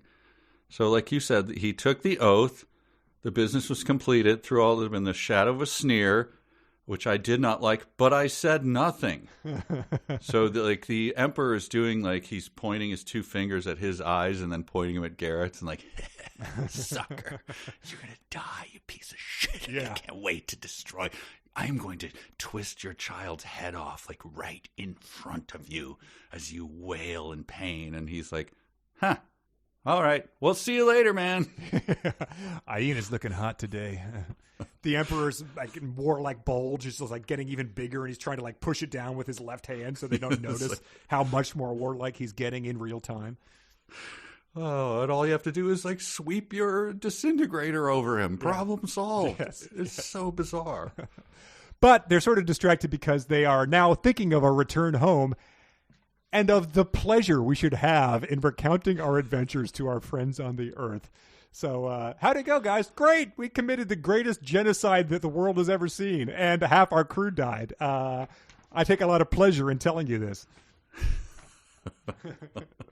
We get this detail too. It says that they're taking a day or two to, stock up or refuel or something. The compressed food had proved not only exceedingly agreeable to the taste, but very nourishing, and all of us had grown extremely fond of it. Just of all the details you've left out of your book, that's an amazing one to include. And it's very, are they starving them or not? They're giving them provisions, but then they're taking them themselves. Yeah, I just didn't understand that. Yeah, I mean, someone said it's going to, all the water's going to wipe out all their resources, but we're taking what they do have left that wasn't touched by water. But it was not with very good grace that the Martian Emperor acceded to our demands that one of the storehouses should be open, but resistance was useless, and of course we had our way. So they're all dead. Yeah. What are you... What? Yeah. They're all dead, and then he says, in considering the matter of provisioning the fleet, so they're loading up the fuel. They're all right, grab rations for 2,000. And Lord Kelvin's actually, collar tug, out of the 100 ships carrying more than 2,000 souls, there remained only 55 ships and 1,085 men. So that also might damp down the pleasure of telling our story quite a bit. Lord Kelvin, of course, did the collar tug after he had moved the farmer's mittens away from his... These things are getting in the way of my collar tugs. But then it also says, the very next sentence is, among the lost were many men whose names were famous upon the earth, and whose death would be widely deplored when the news of it was received. Wow. Fortunately, that was not a word you probably expected to hear next. Fortunately, this number did not include any of those whom I have had occasion to mention in the course of this narrative. So it's just and the resting the 915 dead. Yes, that was amazing. Because he gives the actual numbers. And surely there were, it's kind of like, when the Titanic sank, people were like, wow, what's his name and what's her name and lady, what's his name, we're on that. Yep. And half of their force is wiped out. He's like, I don't remember. I didn't know them. Yeah. Who cares? Bunch of dingalings that got up here. Lord Kelvin and Sylvanus P. are all right, not to mention Sidney Peters. This is pretty awesome, too. It says, we learned from Aina that there must be stores of provisions in the neighborhood of the palace, because it was the customs of Martians to lay up such stores during the harvest time in each Martian year in order to provide against the contingency of an extraordinary drought. Irony much? So that was fun. And then they also realized that there was comparatively little salinity in the Martian seawater, so they're able to drink all the water, too. So that's nice. And then finally an explanation for why the Martians, with as smart as they were, I mean, those bulges. Oh, boy, those bulges. In the bend only, though, because they are quite unsightly. One word of explanation may be needed concerning the failure of the Martians, with all their marvelous powers, to invent electrical ships like those of Mr. Edison. Their failure was simply due to the fact that on Mars there did not exist the peculiar metals by the combination of which Mr. Edison had been able to effect his wonders. Should have traded with those clowns over on Ceres, you dipshits. Yeah, they got a whole lot of tungsten that would have come in pretty handy. Instead, you're shooting your own ships out of cannons like a bunch of morons, idiots. It's amazing. You guys want some nickel? Like, nah, we'll take your women instead. Oh, well, we'd give you, and we'll trade with you. No, we'll hunker down in our canals. That is even worse than signs. It doesn't come down to they can't stand water. It's they didn't have enough zinc. Right. That was their great undoing. Oh. And they're the big zinc trader from Ceres is like in the palace, like looking at the emperor and like, yeah, we'll trade you. I mean, it's pretty simple. Like, you guys got, we need saline, and you have that. And yeah, we're actually short on water, but we have the zinc that you need. So sounds good to me. Like, why are you doing that? It sounds like you don't really. Why is the evil sector of your brain bulging? Yeah, things are bulging in places they should not be bulging. I'm not going to trade with you. You guys can just die here. Oh, God. Damn my normal way of speaking. So essentially, yeah, that's where he does the phronology deep dive. I encourage you to read it because that's where it gets into brain culture and, poet bulges, literary head bulges. All that stuff. It's great sci-fi stuff from the 1800s. But then it gets into the thing I think we covered in Real or Fanfic, where the Martian emperor is disintegrated because he shakes his fist at the ships. But then so good. A woman stumbles against him, and he backhands her down to the earth, and that is too much for Colonel Alonzo Jefferson Smith, who the entire force of the terrible engine, almost capable of destroying a fort. So that's the they've got it turned from crow's feathers past crow all the way up to fort on the side. Fell upon the Martian emperor and not merely blew him into a cloud of atoms, but opened a great cavity in the ground of the spot where he had stood. So he, it's just he's all black ashes. He blinks a couple times and then the eyes fall to the ground in the pile of the ashes. Oh, and this isn't the last chapter, but it does say Aina says, that monster was more directly responsible than any other inhabitant of Mars for all the wickedness of which they had been guilty. It's like, did you want to explain that to us before we turned the crank? She goes on, the expedition against the Earth was inspired solely by him.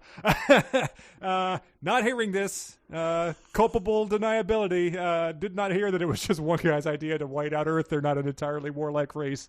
The engine's really loud. What are you saying? I said he prolonged his existence according to this legend by drinking the waters of a wonderful fountain, the secret of whose precise location was known to him alone, which was situated at this point where our maps... When were they showing you this stuff? Yes, I had to look that up. I do not believe they mentioned the Fountain of Youth earlier in the tale.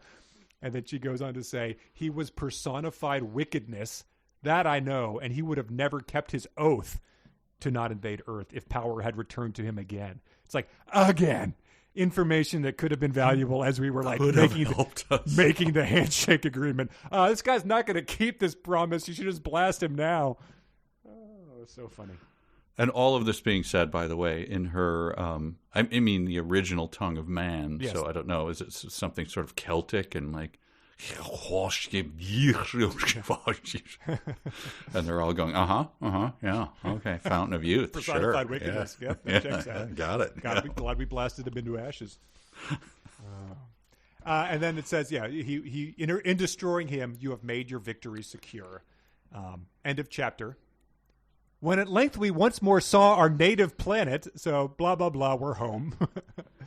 And they got there just fine. They land in Japan on Mount Fuji, and it says that the ships containing the Japanese members of the expedition, by the way, there were Japanese members of the expedition, left them in the middle of their rejoicing countrymen. So I imagine there's some, Japanese guys being like, I'm from one of the other islands here. This is going to take me weeks to get back. Can you not drop me off? This is, honestly, really? Come on. Also, as they were returning, did they have any fear that they were different colored ships, so no one on Earth would recognize them and like, wow. Hey, we've built tons of Edison's blasters. Those are clearly not our ships. Yes. Let's blast them out of the sky. Yes, absolute. Like, we cannot be too careful here. But yeah, so this is very super constitution-y as they just kind of like round the Earth. Mm-hmm. Dropping off people and having little celebrations. Yeah. From Asia, crossing the Caspian Sea, we passed over Russia, visiting in turn Moscow and St. Petersburg. Now Germany appeared, like now Italy. We're really checking in on all our good friends. And this is just good to see them. We'll bring these people back, give them a couple decades. We'll maybe visit them again when, see how things are going. Yeah, I'm sure everything will be, jello and pudding when we see them in 2 decades. Yeah. Can't wait. Also, a little copy of, Communist Manifesto falls out of the back of Aina's pocket, and some guy in Russia picks it up. Butterfly effect. Also, did they? So they're like, hey, we're home. Everything's good. Let's just do. They decided to just do a last lap, like the Tour de France guy going around I'm just going to take another lap because I'm here. The 2 or 3 guys who are vaporized, their widows are like, hey, you guys got any news? Like, we're popping champagne in Marseille. We'll be back around to you. Yeah. Victory tour first, then the bad news. Don't ruin the party, man. Don't bring everything down. Oh. And speaking of that, it says the air was filled with bursting rockets, shaken with the roar of cannon, and with volleying cheers poured from millions of throats as we came to rest directly above the city. 3 days after the landing of the fleet, I received a beautifully engraved card inviting me to be present in Trinity Church at the wedding of Aina and Sidney Phillips. So the wedding was done in the original language of man. To a woman who evidently can breathe our air and isn't susceptible to whatever diseases killed the Martians as well. Good to know. But this is the greatest thing in the world. And because he's marrying, of course, Sidney Phillips, Edison was... Edison, Lord Kelvin, all the other members of the crew of the flagship, which how many were on one ship? I think it was 20 per ship. Okay. And Colonel Smith, attired with, so this is Colonel Alonzo Jefferson Smith, was a man and a soldier, every inch of him. I asked her for myself, he whispered to me after the ceremony, swallowing a great lump in his throat. But she has had the desire of her heart. I'm going back to the plains. I can get a command again, and I still know how to fight, compadre. Yeah. You got me, mijo. Little tear rolls in the corner of his eye. Yeah. He and his mustache, and he tilts his hat over his eyes, and he's off. Yeah, he walks out the door, and Sidney Phillips, they make eye contact, and he tips his hat. You know, she married the better man. She got the right one this time, mijo. He essentially goes to become Clint Eastwood in Unforgiven. That was amazing. And I did enjoy it. That was a gift. I did like that. Yeah, just the little the love triangle. I mean, I wouldn't say it pays off, but it does. No, it's because it doesn't have any. It was not earned, but it is hilarious because that is the second to last paragraph of the book. Yes. Alonzo Jefferson Smith returning to the front, to the Western Front. And then it ends thusly, and thus was united for all future time the first stem of the Aryan race. Oh boy, which had been long lost but not destroyed, with the latest offspring of that great family, and the link which had served to bring them together was the faraway planet of Mars. And I still hear the shrieks of those children. I cannot sleep. Mrs. Service is very worried about me.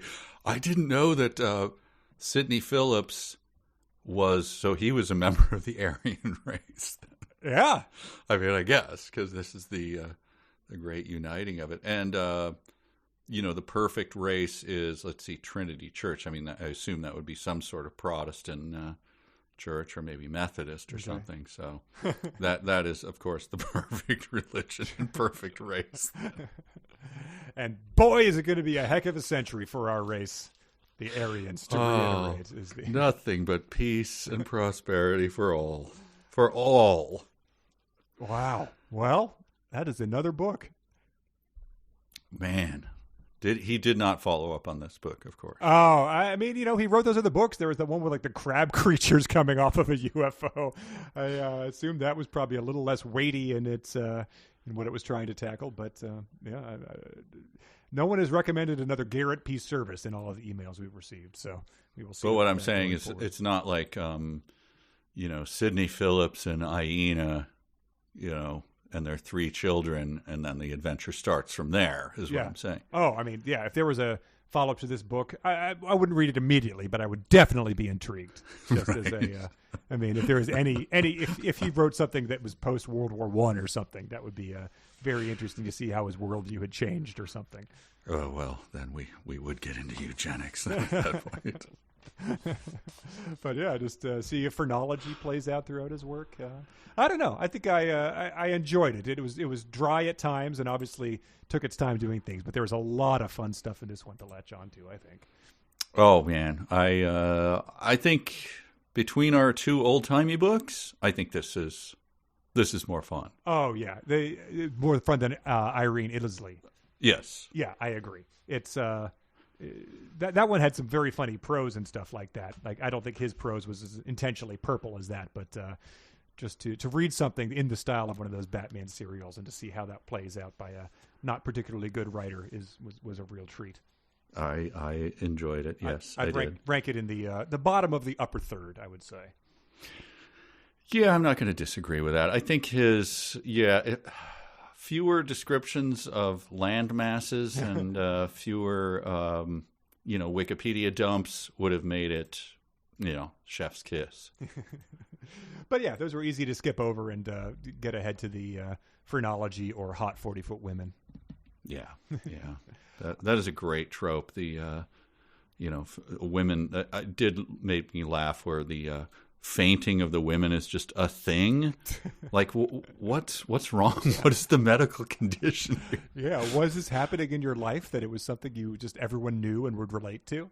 Yeah, I saw it it was in a movie recently, an older movie, and someone was just fainted, and everyone went, well, that's women. I was like, how long did that weird thing persist? Like, that's not, I have never seen in my entire life seen anyone faint. Oh man, my friend fainted once at our high school, pre-graduation baccalaureate ceremony. It was in a church, and he fainted, hit his head on a pew. It was one of the most horrible and shaking things I've ever seen. So for it to just be something that people were routinely encountering is preposterous. Yeah, they would, a hand to the forehead and their knees would kind of give out and they would fall backwards gently. Onto a fainting couch, a unit of furniture that they had, expressly developed for the purpose. Yes. No, now that you mention it, I did see, during a wedding, I did see a very tall man go straight forward like a felled oak and hit the ground. This guy was 6'4" too. But this is a guy. Maybe so that's a thing. Yeah. I think that we have too many good emails that we'll reserve that for a bonus mailbag next week. But let's conclude. Obviously, they were all pretty good.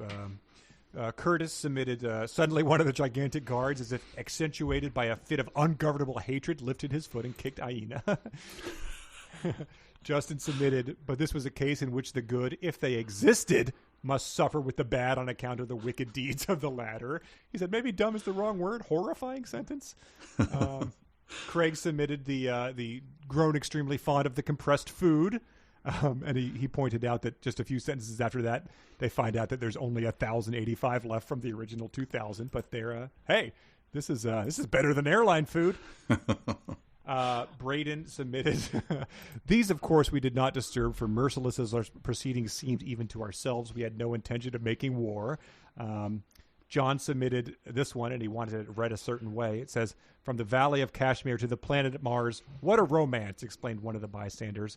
And he said, I can't help but hear Tommy Wiseau's voice. Oh, what a romance, Mark. I knew that as soon as, yes.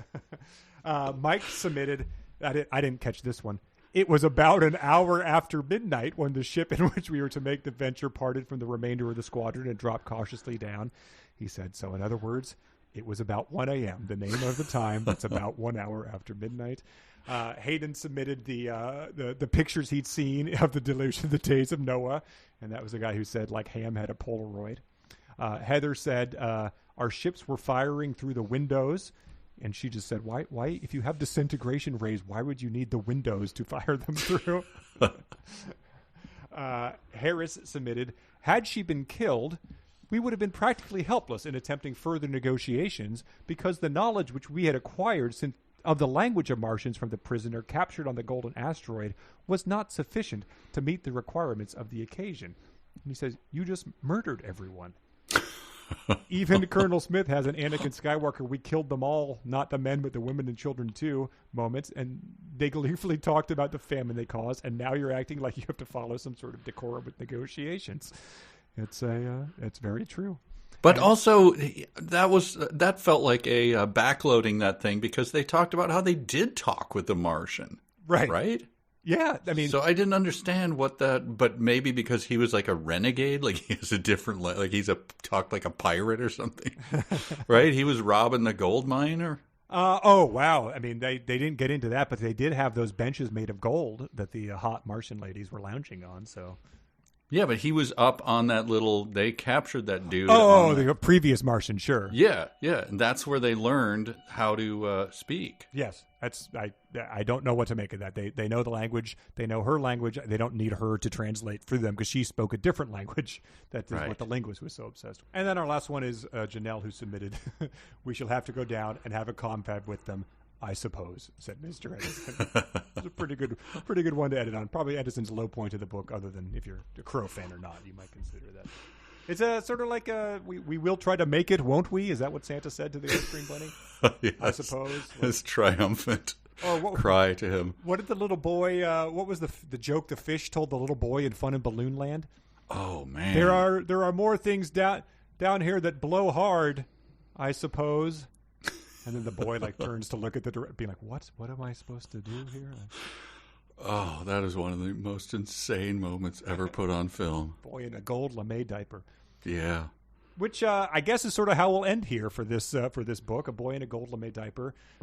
We do have good emails to read about this, a potential Andy Rooney themed email to read. So. Well, now you know I'm on board. So of course. Please tune into that on our Patreon at patreon.com/372pages, where you can also hear Mike's second tale of arson. You can see all the funny memes that got posted for our meme contest, and you'll be the first to hear what we're going to be reading next. Is it from the 1800s? Is it something brand new? Is it something insane? We can only speculate.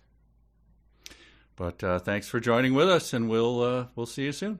Thanks, everybody. Nude crows, boys in lame diapers. Thanks from 372 pages. Conor Listoka signing off.